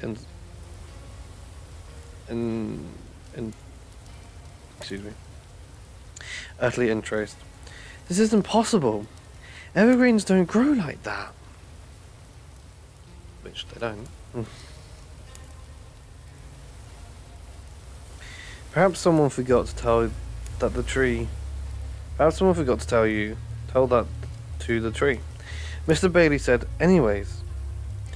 One day, the lodger came along to cut down every single tree in the area except for the curvy tree. Why? Alex asked.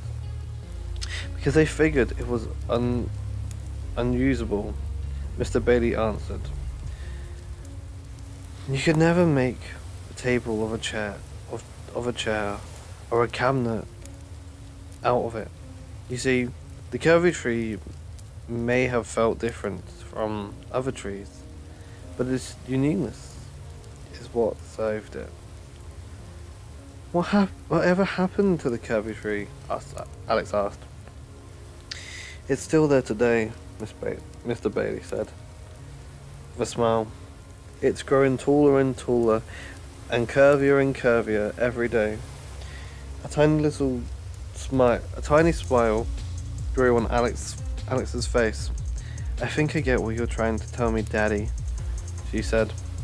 I'm glad, said Mr. Bailey. Now, all you have to do is to wait for the lodger to come and chop down all the pears. Alex laughed for the first time all day. Mr. Bailey always knew how to cheer her up. Wow. Oh. Just raise my seat again. Stretch my back. Okay. It took the twins as long as it to walk home, since they'd moved into a rental house. It was a boring home with brown walls and a flat roof. Windows were few, and the front yard consisted only of a plain grass lawn that was barely alive because the sprinklers didn't work. The Bailey's home was cozy but cluttered. They had more furniture than they had a room for. Excuse me, guys. And none of it matched the house because it never intended to. Even though Dad had lived here for more than half a year. And Pat's boxes were still lined up against the wall. One of them wanted to unpack them. One of them wanted to admit that they were staying as long as they actually were. The twins immediately went upstairs and into their separate rooms. Alex sat at her desk and started her homework. Connor laid on his bed and started to nap. Alex's bedroom could have been mistaken for a library if it weren't for the bright yellow bed tucked away in the corner. Bookshelves of all heights and widths lined the room, holding everything from chapter books to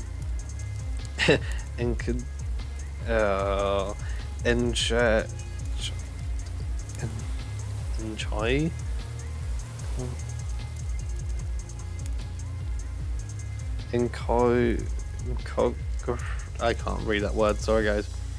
ENCYCLOPEDIAS.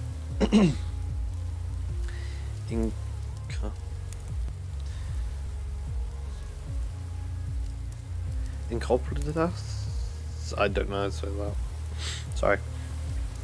Connor's bedroom was more like a cave, in which he approximately hibernated whenever he could. It was dark and messy. Patches of carpet could be seen in between piles of dirty clothes.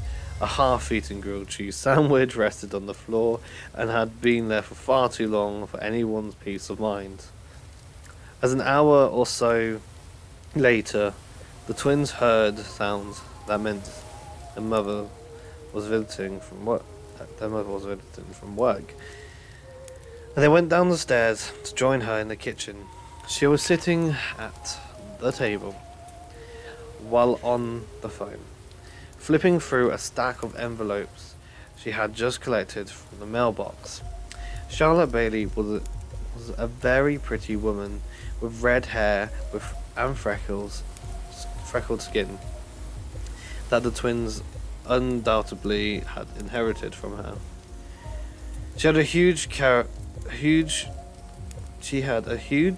carrying heart and loved her kids more than anything else in the world.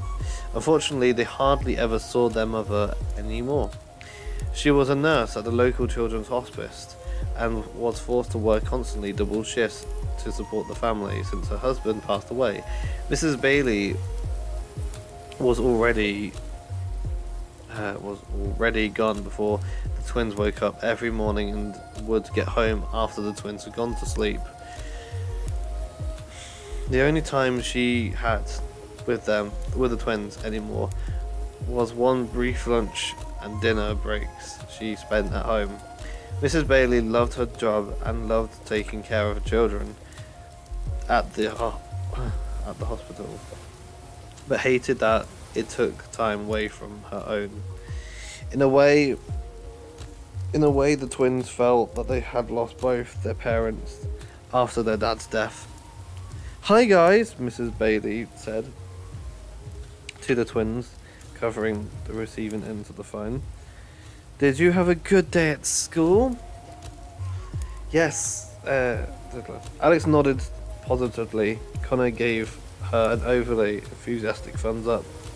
"Yes, I can work a double this. Yes, I can work a double this Monday," she said into the phone, speaking with someone from the hospital. "No problem," she lied. Most of the envelopes she was looking through had bright red warning stickers saying "Final notice of payment due."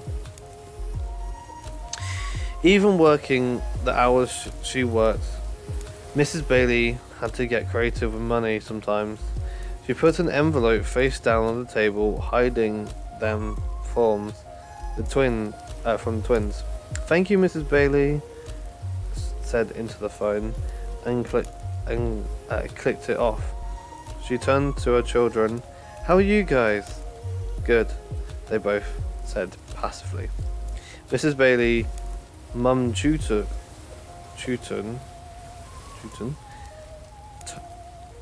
turned on. She knew something was troubling them. "What's the matter?" she asked, studying their faces. "You seem a little down." Alex and Connor looked at each other. unsure of what to say. Did their mother know about their old house? Should they tell her? Come on, their mother said. What is it? You can tell me anything. We aren't upset, Connor said. We know it was going to happen eventually. What? Miss Bailey asked. The house sold, Alex said. We saw it today on our way home from school. There was a moment before anyone said anything. This wasn't news to Mrs. Bailey, but the twins could tell she was just as disappointed about it as they were, and had hoped that they wouldn't notice it. Oh, that? Miss Bailey said, brushing it off. Yes, I know. You shouldn't be so sad about it. Though, we find a bigger and better house as soon as we catch up with things here. And that was that. Mrs. Bailey wasn't a good liar. Yeah. And neither were the twins. Neither were the twins. Still, Alex and Connor always smiled and nodded along with her. What did you learn today at school? What did you learn in the school today? Their mothers asked. So much, Alex proclaimed with a huge smile. Not much, Connor mumbled. Not much. Connor mumbled with a scowl. That's because you fall asleep in class again, Alex tutted. Connor gave Alex a dirty look. Oh, Connor, not again, Mrs. Bailey said, shaking her head. What are we gonna do with you? It's not my fault, Connor said. Mrs. Peters' lessons put me to sleep. It just happens. It's like my brain switches off or something. Sometimes even my old rubber band trick doesn't work. Rubber band trick? Miss Bailey asked. I wear a rubber band around my wrist and snap it every time I get sleepy, Connor explained. And I was positively it was foolproof. Mrs. Bailey shook her head, more amused than anything. Well, don't forget how lucky you are to be in the classroom, Mrs. Bailey said with a guilt introducing mum look. All the kids at hospital would like nothing more than to trade places with you and go to school every day. They'd change their mind if they met Mrs. Peters, Connor said underneath his breath. The phone rang just as Mrs. Bailey was about to continue scolding her son. Hello, Mrs. Bailey said, answering the phone. The worrying line on her forehead became very prominent. Tomorrow? No, there must be a mistake. I told them I couldn't work at all tomorrow. It's the twins' 12th birthday, and I was planning on spending the evening with them. Alex and Connor looked at each other with the same surprised expression. They have almost forgotten that they were turning 12 the next day. Almost. Are you positive there is no one else who can cover it? Mrs. Bailey asked, her voice more desperate than she wanted to sound. No, I understand. Yes, of course. I'm aware of the staff cuts. See you tomorrow. Ugh. Mrs. Bailey hung up the phone, closed her eyes, and let out a deep, disappointing sigh. Work. I've got some bad news, guys. She told them. It looks like I have to work tomorrow night, so I won't be here for your birthday. But I'll make it up to you. We'll celebrate when I get back home from work the next night, alright? That's fine, Mum, Alex said cheerfully. That's trying to make her feel better. We understand. Hello. It's okay, Connor asked. We wasn't really expecting anything. that tree. I got to. I don't know what you are doing. To the.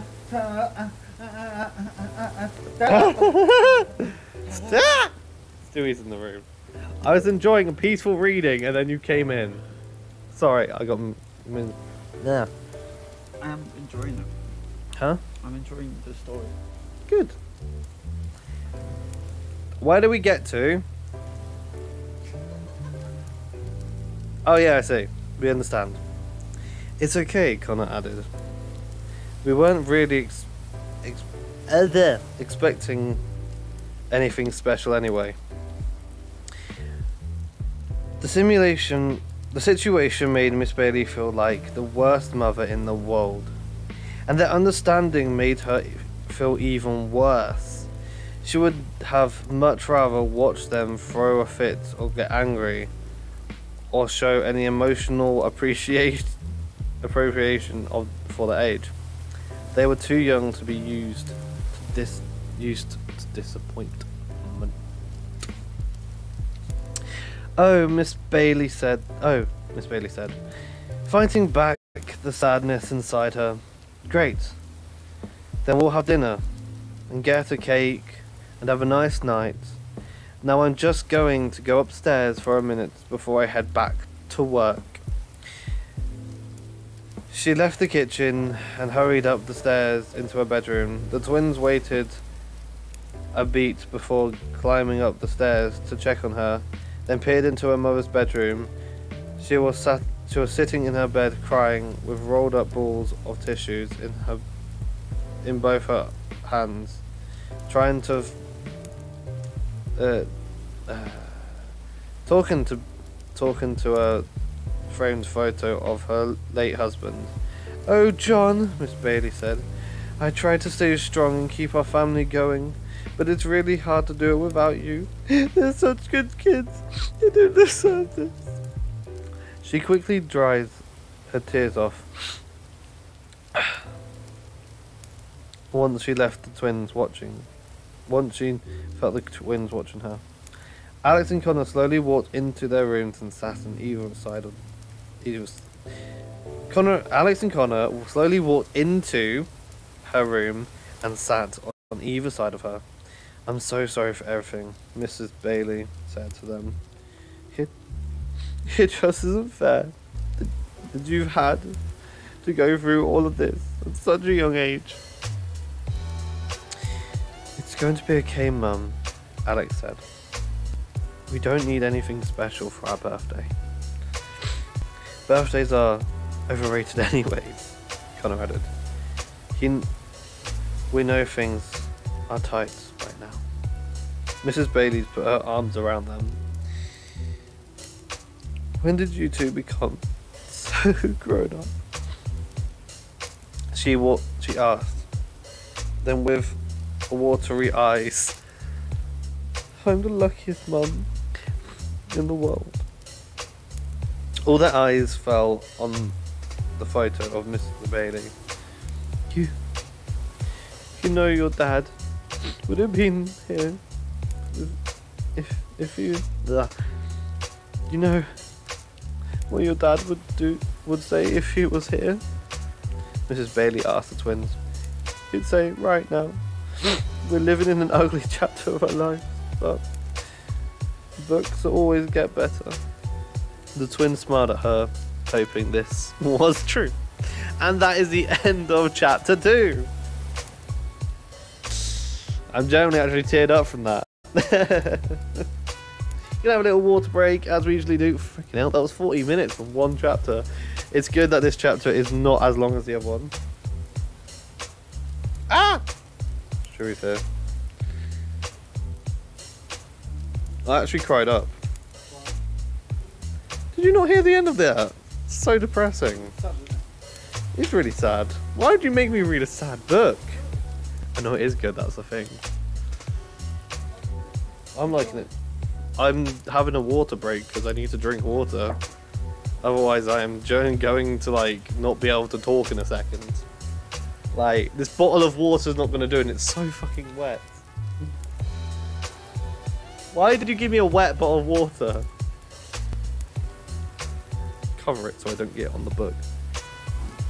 Oh.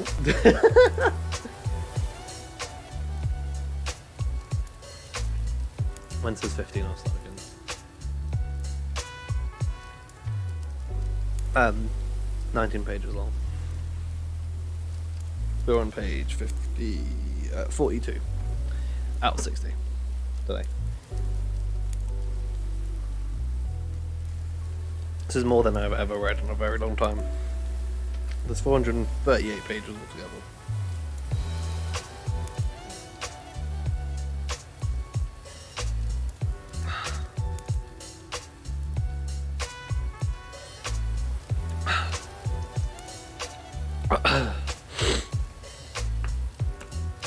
It's 5:49 p.m. Hello to the people who are watching in stream. I hope you're enjoying. We're going to carry on with chapter 3 of the book, The Wishing Spell. We've got 90 more pages, and then we're going to call it a day for today. We're going to get to chapter 3, and then we're going to just, you know, chill out. It's been great having you guys here. I hope you've been enjoying this.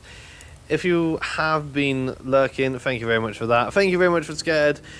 Real Mr. LBX coming for along. The old fat, the fat old gamer, and everyone else who has been here. And also thank you very much for the follow, Scared. So, carrying on. Chapter 3, a birthday surprise. Pencils down, Miss Peters orders from the classroom. Her students were taking a maths class, oh my favourite, and she had been watching them like a prison guard the entire time. Pass your tests to the front. Connor looked down at the test as if it were written in ancient historical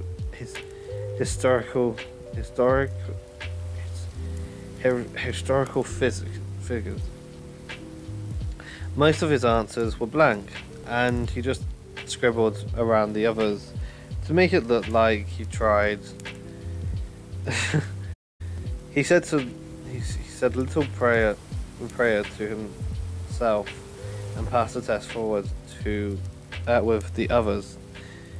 The tests were all passed to Alex, who stacked them in a neat pile for Mrs. Peters. She always felt so refreshed after taking. She feels refreshed after. Sorry. She always felt so refreshed after taking a rest, especially one as simple as that one had been for her. Her brother's test caught her eye since it was the one with the least amount of writing on it. Alex knew Connor always tried his best at school, but his best never seemed to be good enough. She looked back at him, wishing she could help him, and then it occurred that to her, maybe she could.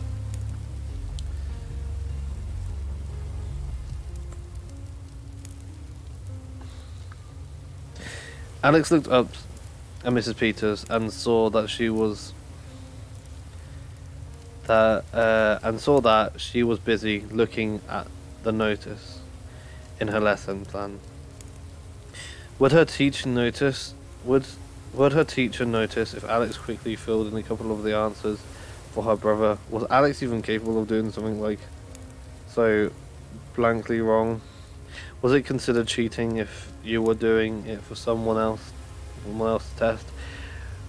Would the gratuitous gesture cancel out the offence in grand scheme of things? Alex was prone to overthink everything, so she just did it. She quickly filled in some of her brother's answers, making her handwriting slightly sloppier than it usually was, and handed it stack of tests to Mrs. Peters. It was the most spontaneous thing she's ever done. "Thank you, Miss Bailey," Miss Peters said, making eye contact with her. Alice felt like the pit of her stomach had fallen out of her body. The excitement she felt from her impulse was now overshadowed by guilt. Mrs. Peters had always trusted her. How could she do something so juvenile? Should she confess what she had done? What is the punishment for her crime? Would she feel this guilt for the rest of her life? She looked back at her brother Connor, let out a long but quiet sigh. Alex sensed her brother's sadness and embarrassment. She could feel his hopelessness, as if it were her own. The critical wheel in Alex's head stopped turning.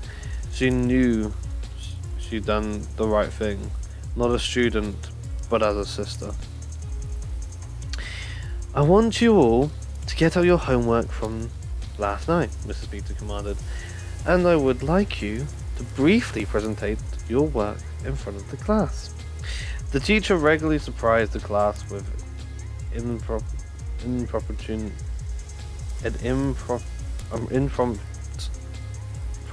presentation to keep them on their toes.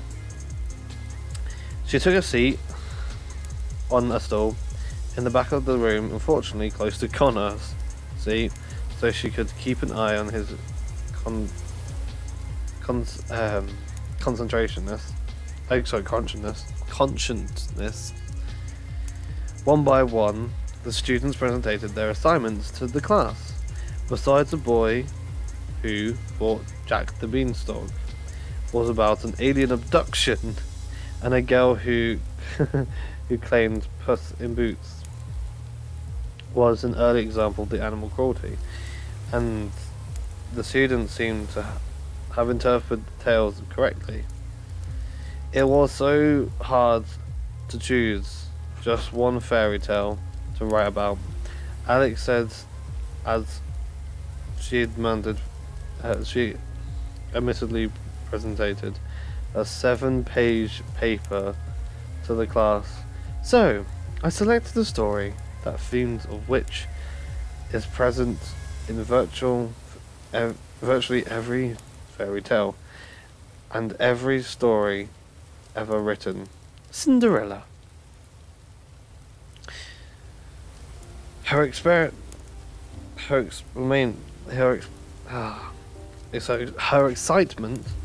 was not shared by her peers. Many people had issues with Cinderella, saying it was anti-feminist election. Alex continued. But I think that's completely ridiculous. Cinderella is not about a man saving a woman. It's about karma.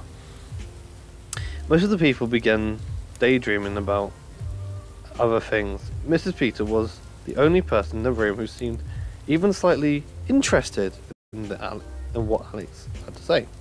Think about it, Alex went on. Even after years of constantly abuse from her stepmother and stepsisters, Cinderella remained as a good person with high hopes.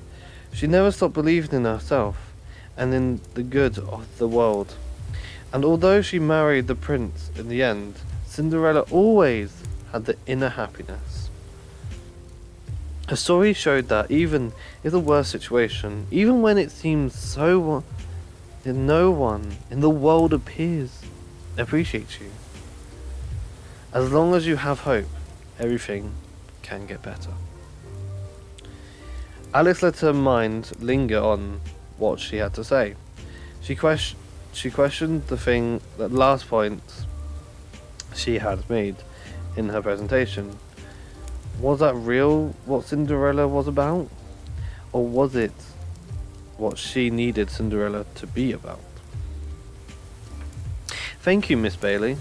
Very well said, Mrs. Peter said, with the closest thing to a smile on her face was capable of making. Thank you for your time, Alex said.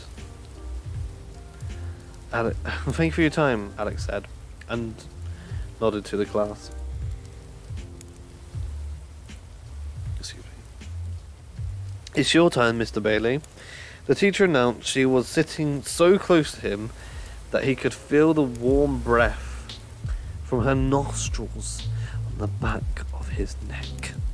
Connor went up to the front of the classroom, dragging his feet as if they were one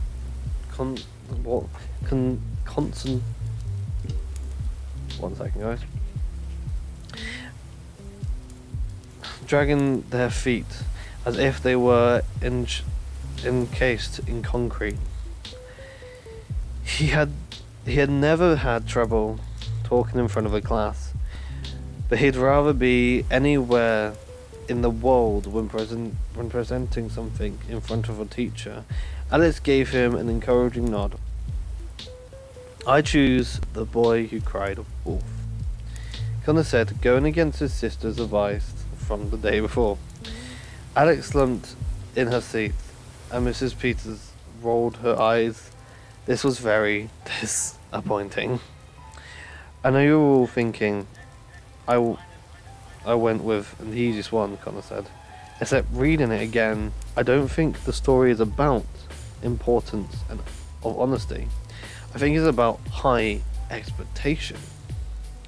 Alex and Miss Peters both raised an eyebrow when he was going with this. Sure, the boy is a brat. I can't deny that, Connor continued, gesturing to the half-paged paper on he had written. But could you blame him for having a little fun? Clearly, his village was having a bit of a wolf problem, and everyone was stressed out about it. He was just a kid.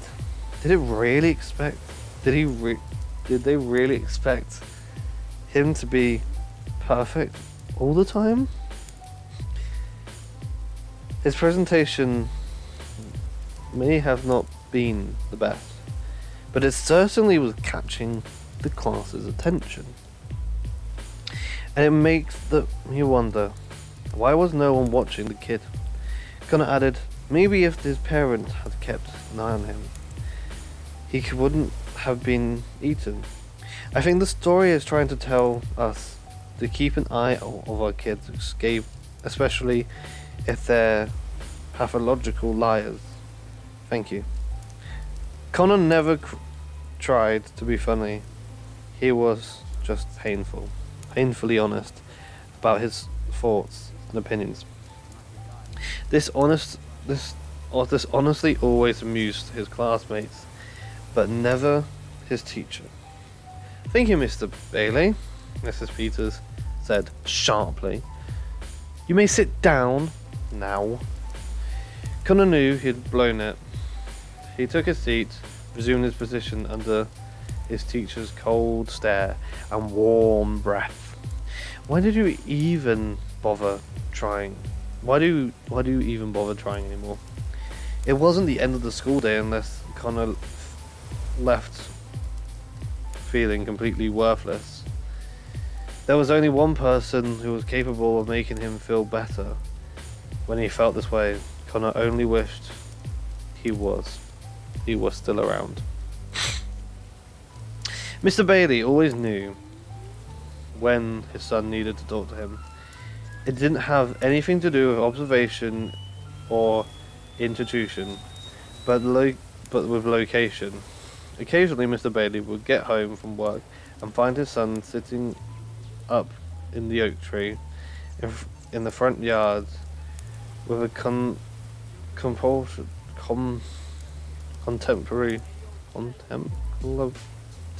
look on his face. Connor, Mr. Bailey would ask, approaching the tree, is everything okay, bud? Connor would mumble, are you sure? Mr. Bailey would ask. Yep, Connor would say unconvincingly. Yeah? Connor would say unconvincingly. He wasn't as vocal about his troubles as his sister was, but you could see in his face Mr. Bailey would climb up at the tree and have a seat on the branch next to his son and coax out and sort out what was troubling him. Are you sure you don't want to talk about it? Mr. Bailey would continue. Did something happen at school today? Connor would nod his head. I got a bad grade on the test he admitted on one occasion. Did you study for it? His father asked. Yes, Connor said. I studied really hard, Dad, but it's just no use. I'll never be as smart as Alex. His cheeks turns bright red with embarrassment. Connor, let me fill you in with something that took me a long time to learn, Mr. Bailey said. The women in your life are always going to seem smarter. It's just the way it is. I've been married to your mother for 13 years, and I still have trouble keeping up with her. You can't compare yourself to others. But I'm stupid, Dad, Connor said, his eyes filling with tears.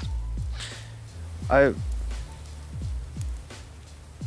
find that hard to believe, Mr. Bailey said. It takes intelligence to be funny and to tell a good joke. And you're the funniest kid I know. Humor doesn't help with history or math, Connor said. It doesn't matter how hard I try at school. I'm always going to be the dumb kid in class. Connor's face went white and expressionless. He's expressionless. He started off into nothing, so ashamed of himself that it hurt. Luckily for him, Mr. Bailey had an encouraging story for every situation.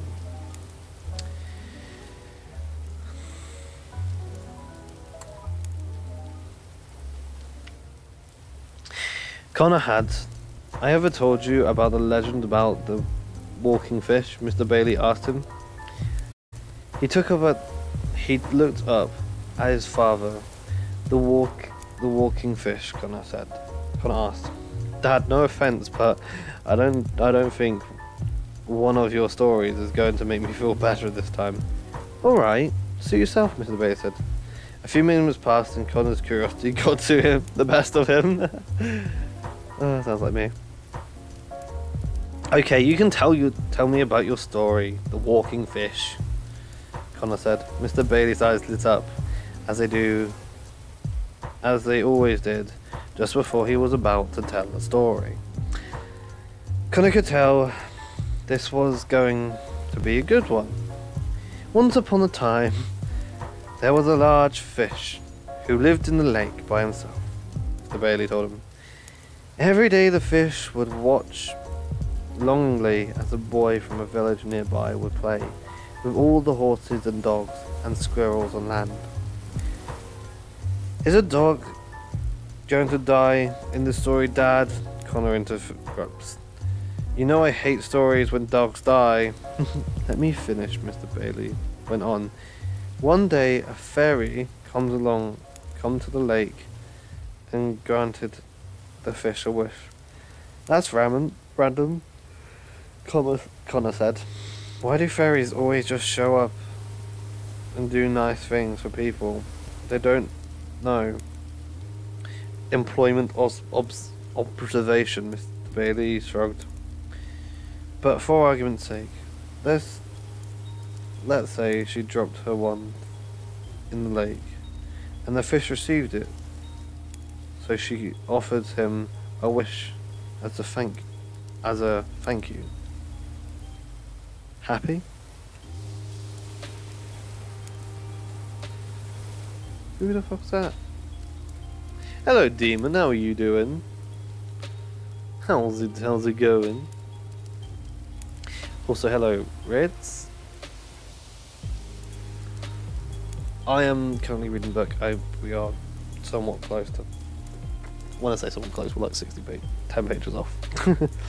How is it going? How are you guys doing? Welcome to the stream. Hope you enjoy. Hope you reach 100 soon. I gotta go because it's midnight.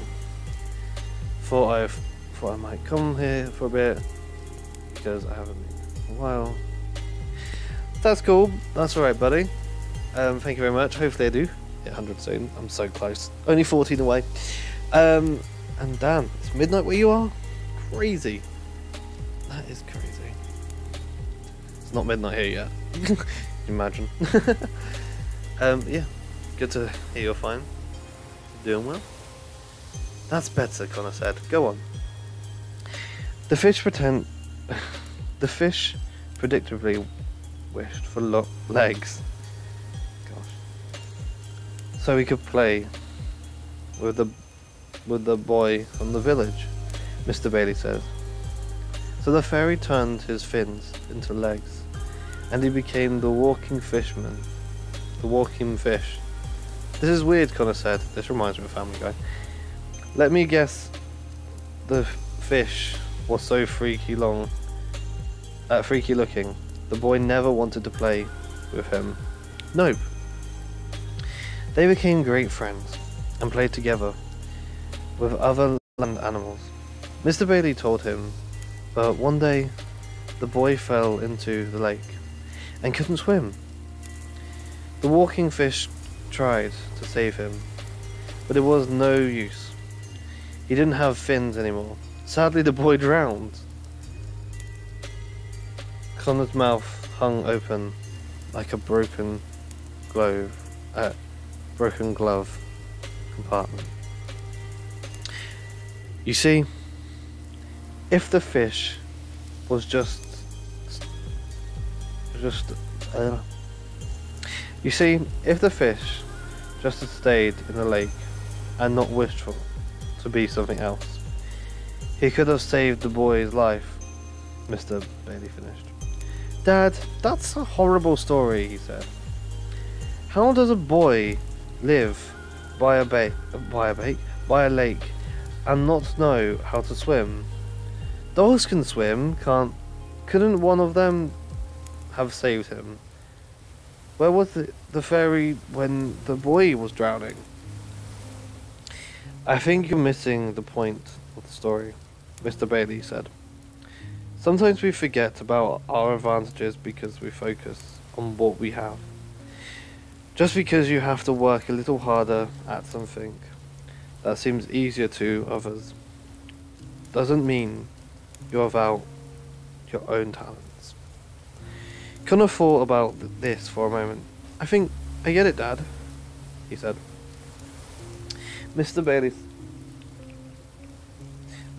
smiled. Sorry guys, got an itchy eyelid now. Now, why don't we get down from the tree and I'll help you study for your next test. I told you studying doesn't help, Connor said. I've tried and tried and tried. It never helps. Then we'll come up with another way around.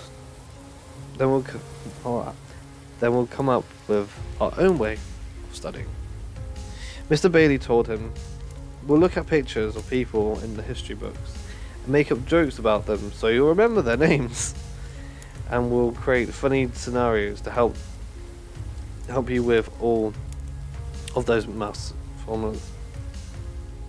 Connor slowly but surely nodded and agreed to it. Fine, he said, with a half smile. But for the future reference, I like your story about the curvy tree much better. Oh, that's nice. Right, just gonna take a little drink, guys. Just need to drink. Little sip. The bottle's not as wet as it was earlier.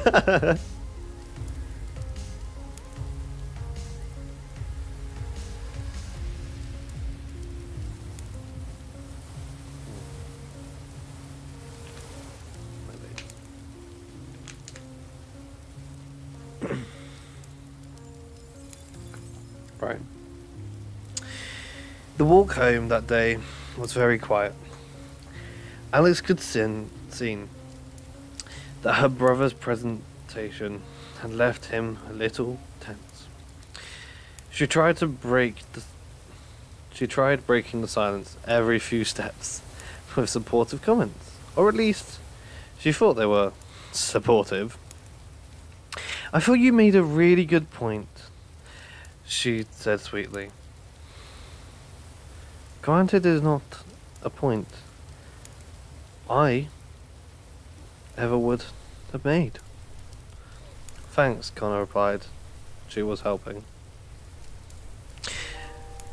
You may have over-analyzed it, though, Alex said. I do it all the time.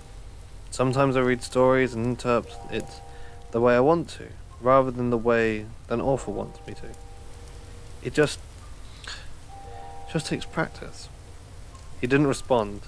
She still wasn't helping. Well, it's our birthday today, Alex reminded him. Are you excited to be 12? Not really, Connor admitted. It feels just like 11, but aren't we supposed to be getting a new set of more soon? Come on, let's be positive, Alex insisted. Even though we aren't doing anything exciting for our birthday, we should stay optimistic. There are plenty of things to look forward to. One more year until we're teenagers, I suppose, Connor said. Only 4 more years left until we can drive. And 6 years left until we can vote and go to college, Alex added. That was all they could come up with. Oh my gosh, sounds like me. Their cheerfulness and hollow, and they. Hang on, sorry. Their cheerfulness was hollowed, and they both knew it. Hollow, so they both knew it. Yeah.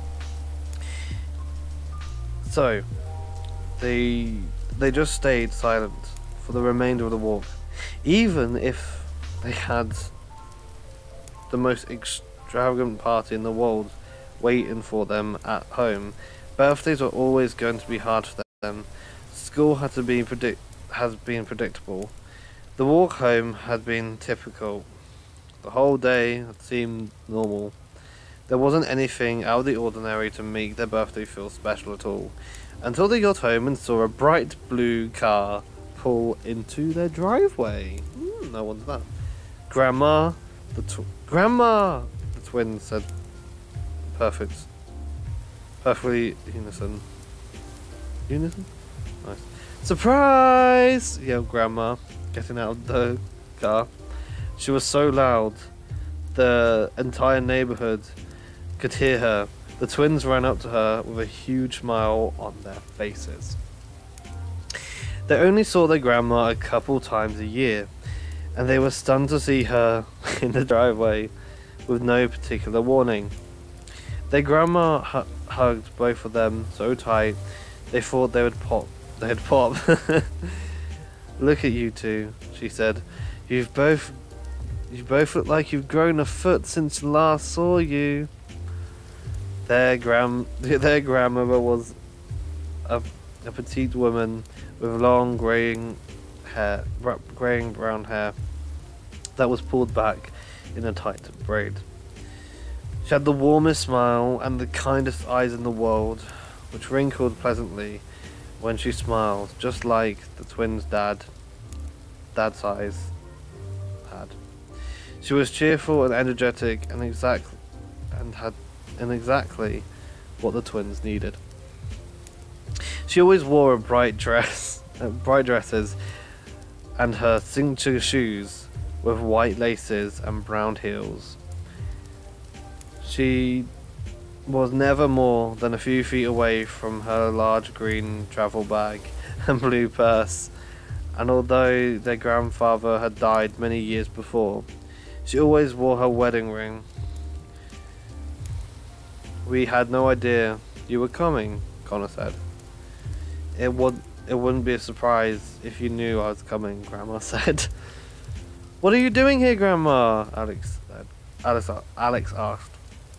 Your mum called and asked me to stay with you a while she went to work, Grandma told them.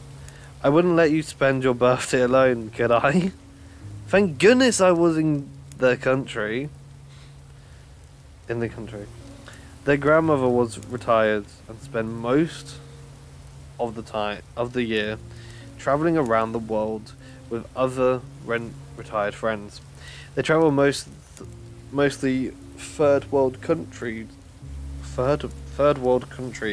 and read to sick children in hospitals and taught other children of the communities to read and write.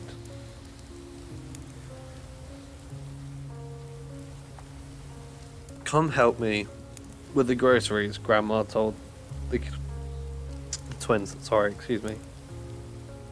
Excuse me again. She opened her trunk, and the twins began to unloading bags filled with food into the house. There was enough food for them for weeks. Mrs. Bailey assisted in the kitchen table, going through another stack of mail with bright red warning label on them. She quickly pushed them to the side.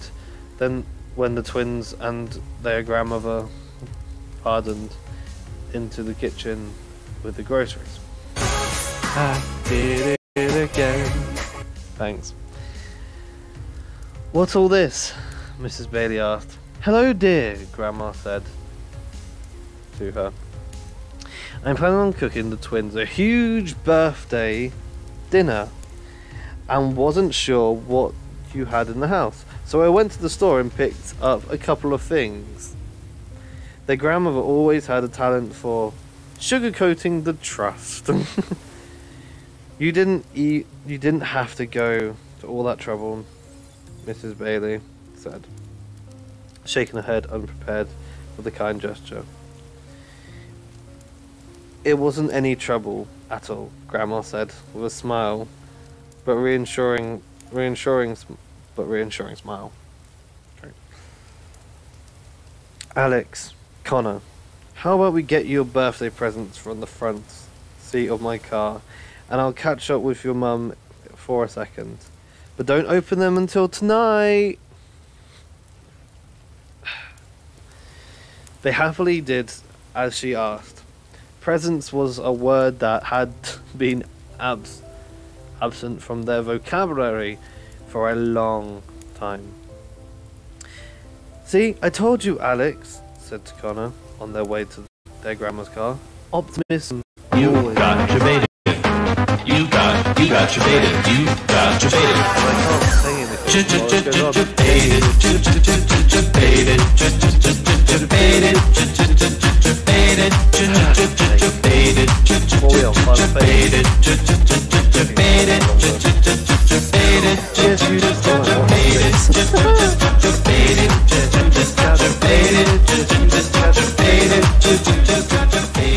That sound alert is so loud that if my audio was set up a little differently, my ears would be dead.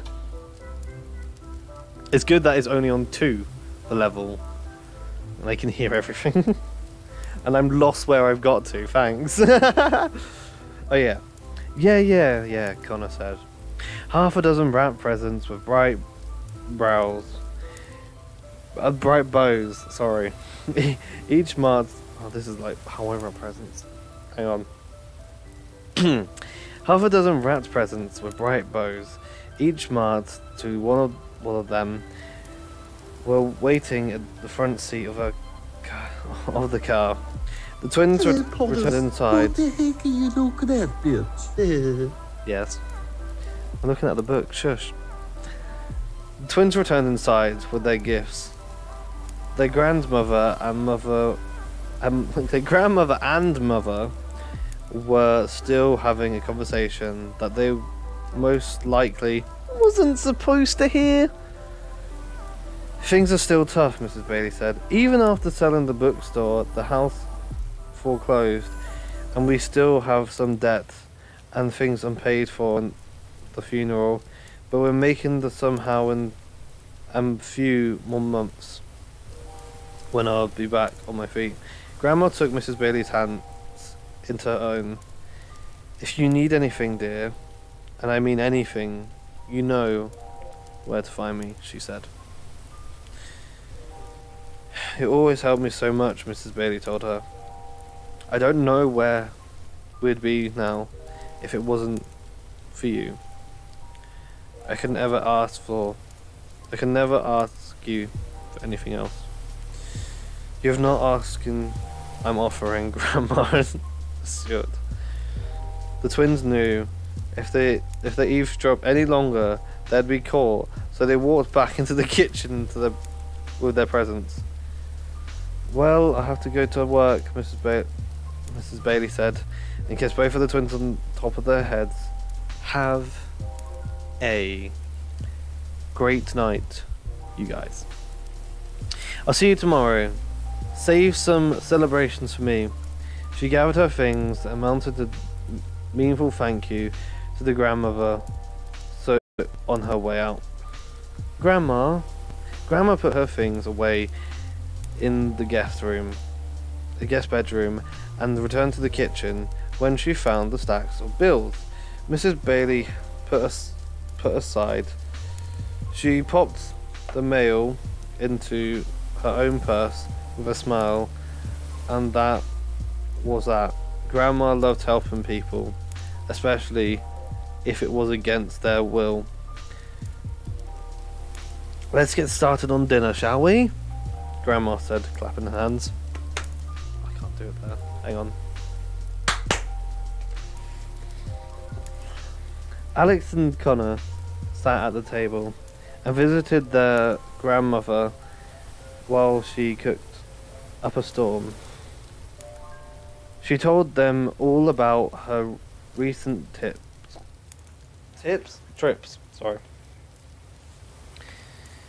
and difficulties she and her friends experienced getting into and out of places, and all the interesting people she had met along the way. I've never met a person I didn't learn something from, Grandma said. Even the most monstrositous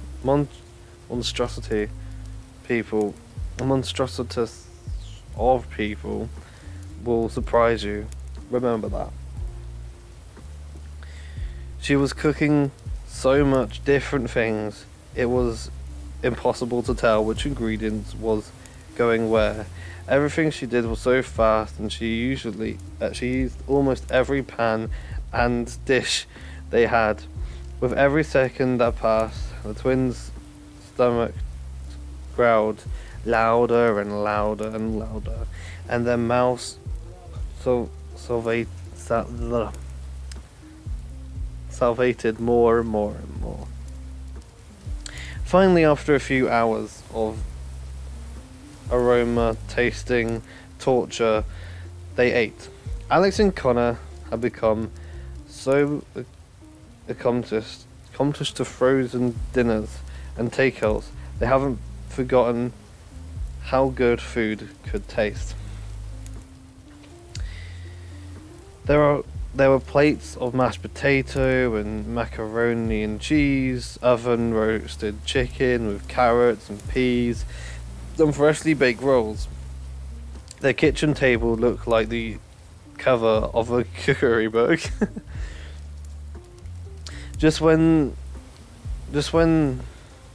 they thought they couldn't possibly eat anymore, their grandma pulled out a huge birthday cake out of the oven, and the twins were amazed. They hadn't even realized she had been baking one. She sang, "Happy birthday to you, happy birthday to you, happy birthday to Alex and Connor, la la la thing." I can't remember how it goes. It's been too long. And the twins blew out the candles. "Now open your presents," Grandma said. "I've been collecting for you all year." They opened their boxes and were flooded with knickknacks from all the countries their grandmother had been to.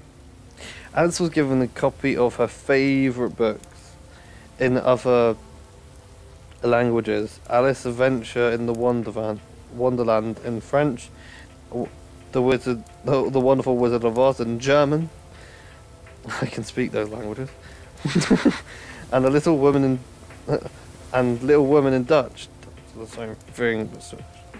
Connor got a pile of candles and tackled a pile of candles and tacky t-shirts that said things like, "My crazy grandma traveled to India, and all I got was this lousy t-shirt." They both received several figures of famous structures like the Eiffel Tower and the Leaning Tower of Pisa and the Taj Mahal. It's crazy to think of the palace. It's crazy to think that places like this actually exist in the world. Alex said, holding the Eiffel Tower in her hand. "You would be amazed to know what's out there, just waiting to be discovered," their grandma said with a smile. "What? It's crazy to think of places that actually exist in the world," Alex said, holding the Eiffel Tower in her hand. "You'd be amazed to know what's out there, just waiting to be discovered," their grandma said with a smile and the twinkle in her eyes. Hang on, let me bend this book back to what it used to be like. Right. A day with very... Huh? I'm good, thank you. Yeah, I'm good, thank you. You okay? Yeah. Good. I've got, what was it, 4 more pages and then we're done for chapter 3. Yeah. No, you're not carrying on. I'll go and chain it up in my box of excitement, whatever that is. Chicken. Shaka. No, don't. Carrying on. Sorry, guys. A day with a very low expectation had turned into one of the best birthdays they had ever had. As the night grew later, the visit of their grandmother began to become to a bittersweet end. Since their dad had died, they never saw their grandmother for more than a day at a time, and there were always a few months between each visit.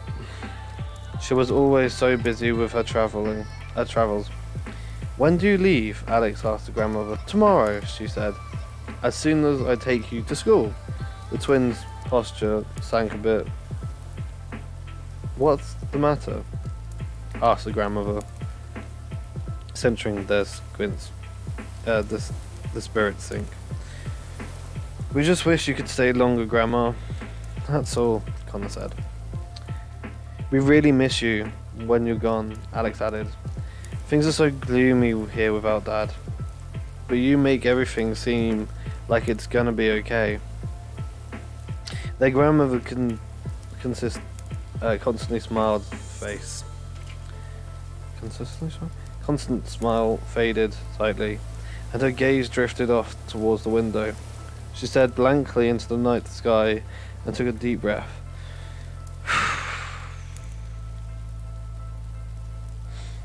"Oh, kiddos. If I could spend every day with you, I would," Grandma said longingly, perhaps more disheartened than she intended to show. "But sometimes life hands us certain responsibilities. Not because we want them, but because we weren't meant to have them. And it's our duty to see to them. And I can even think about it's how much I miss you two and your dad when I'm away." It was hard for Alex and Connor to understand. Did she not want to travel as much as she did? Their grandmother looked back at them.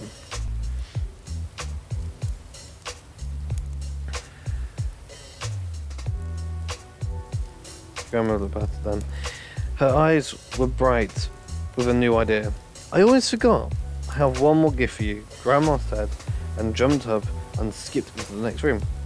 She returned carrying a large old book with a dark emerald cover tilted The Land of Stories in gold writing, which we are currently reading. Alex and Connor knew what the book was as soon as they saw it. If their childhood could be symbolized by an object, it was this book. It's your old storybook, Alex proclaimed. I haven't seen that in years. Their grandmother nodded. They're very old and has been with our family for a very long time. Grandma told them, I take it with me everywhere I go to read it to the children, to other countries, but now I want you two to have it. The twins were shocked by the gesture. What? Connor asked. We couldn't take your book, Grandma. That's the land of the that's the land of the stories. It's your book. It's always been so important to you. Their grandmother opened the book and flipped through the pages, and the entire room filled with the musky paper aroma. That's very true, said Grandma. This book and I have spent a lot of time together over the years. But the best times when I read it to you. So I would like to pass it down to you now. I don't need any more. I have all the stories memorized anyway. She handed it to them. Alex hesitated but finally accepted the books from her grandmother. It didn't feel right to take it.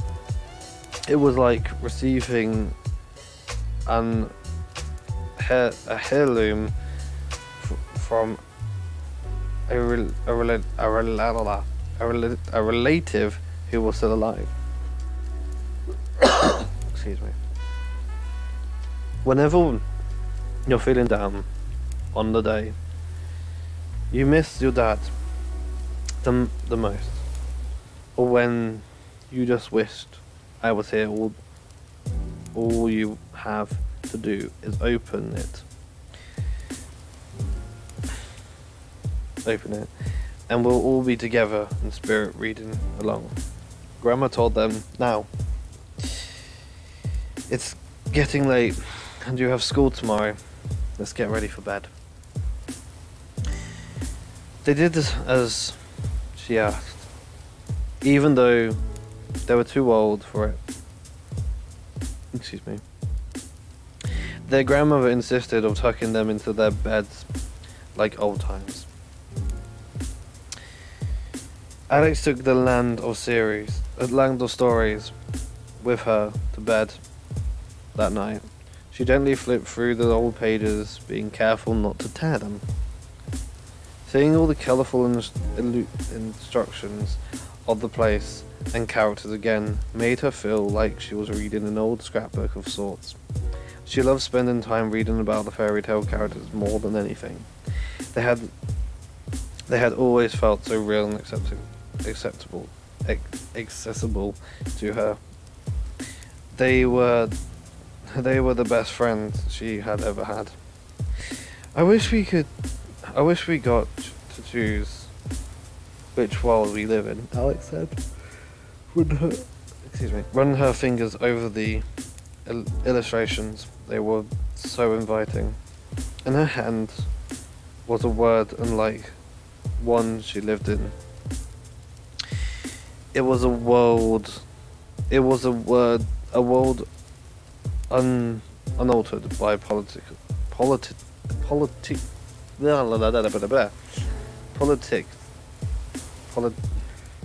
was a world unaltered by political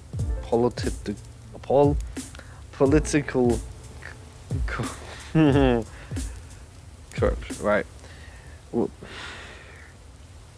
So just go then. In her hands was a world unlike the one she lived in. It was a world unaltered by political corruption or technology. Sorry. A world where good things come to go.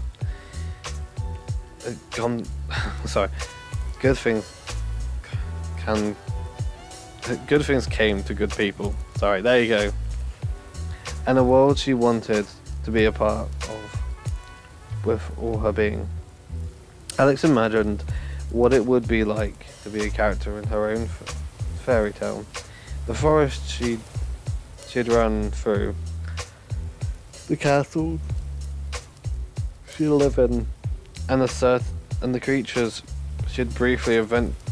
The creatures she would befriend. Eventually, Alex's eyelids began to become. Eventually, Alex's eyelids began to feel heavy. She closed the land of the stories, placed it in her nightstand, clicked off her lamp, and began to drift off to sleep. She was just about to fade into an unconsciousness when she heard a funny noise. A low humming sound filled her room. What in the world? Alex said to herself and opened her eyes to see what it was. She saw nothing. That's strange, she said. She closed her eyes once more and began to drift back to sleep. The humming noise began to buzz through the room again. Alex sat up, looked around the room, and finally found what it was making the noise. It was coming from inside the land of the stories on her nightstand, and to her amazement, the pages were unmistakably glowing. And that's it! That is chapter 3 at the end, and we'll be coming to the land of stories soon. That is chapter 4. Whoa, what a stream, guys. I'm just gonna stretch. Wow, what a book. I'm gonna put it back in the thing so it stays nice and not creased. How much I've just creased that book. I'm sorry. I'm sorry. It's in its pack, right. Thank you everybody who's came along to today's stream. That has been a very different stream to the usual streams we do over here. I'm going to be doing more of this sort of versatile sort of stuff. I have made, if you guys are aware, just put that in front of this so I don't pop my... There we go, that's better. So I don't pop my own audio again. I have made on my Discord a little area. You can go and put hashtag #Discord in chat. On my Discord, if you join it, there is an area now under games where you guys can come along and talk about books. There's literally called a book club thing going on. It literally says there's a pile of books with emoji, and then there's just book club. So if you guys do want to come along to that and have a little look at that, that's cool. That is a wishing spell. Currently, you can buy it for £15 at the work. Other places are available. That has been a lot of fun. And yeah. I shall see you back here again at some point, guys, for more of the book reads. Today we've streamed for quite some time, 3 hours and a half nearly. It has been a lot of fun, and I've enjoyed it loads. Thank you very much. We're nearly on the way to getting to 100 followers. We've got 14 to go, and yeah, I hope to see you back here for some more. Thank you for everybody who's came along. Thank you for Scared for the follow. Thank you for Demon God, Ritz, the Fat Old Gamer, Real Mr. LBX2, and Russian for coming along. It has been amazing. I'm going to write your names down and give you a massive shout out on the Discord server if you're in it. And you can join it with that link below. Thank you so much, guys, and we'll see you soon for a bit more. Love you guys, and I hope you enjoy, and there will definitely be more, don't you worry. If you want more of this, like different stories, I'm going through the first book of this. But if you do want, after this, more of the same book, we will carry on and we'll do the whole 6. But yeah, see you soon. Bye. No.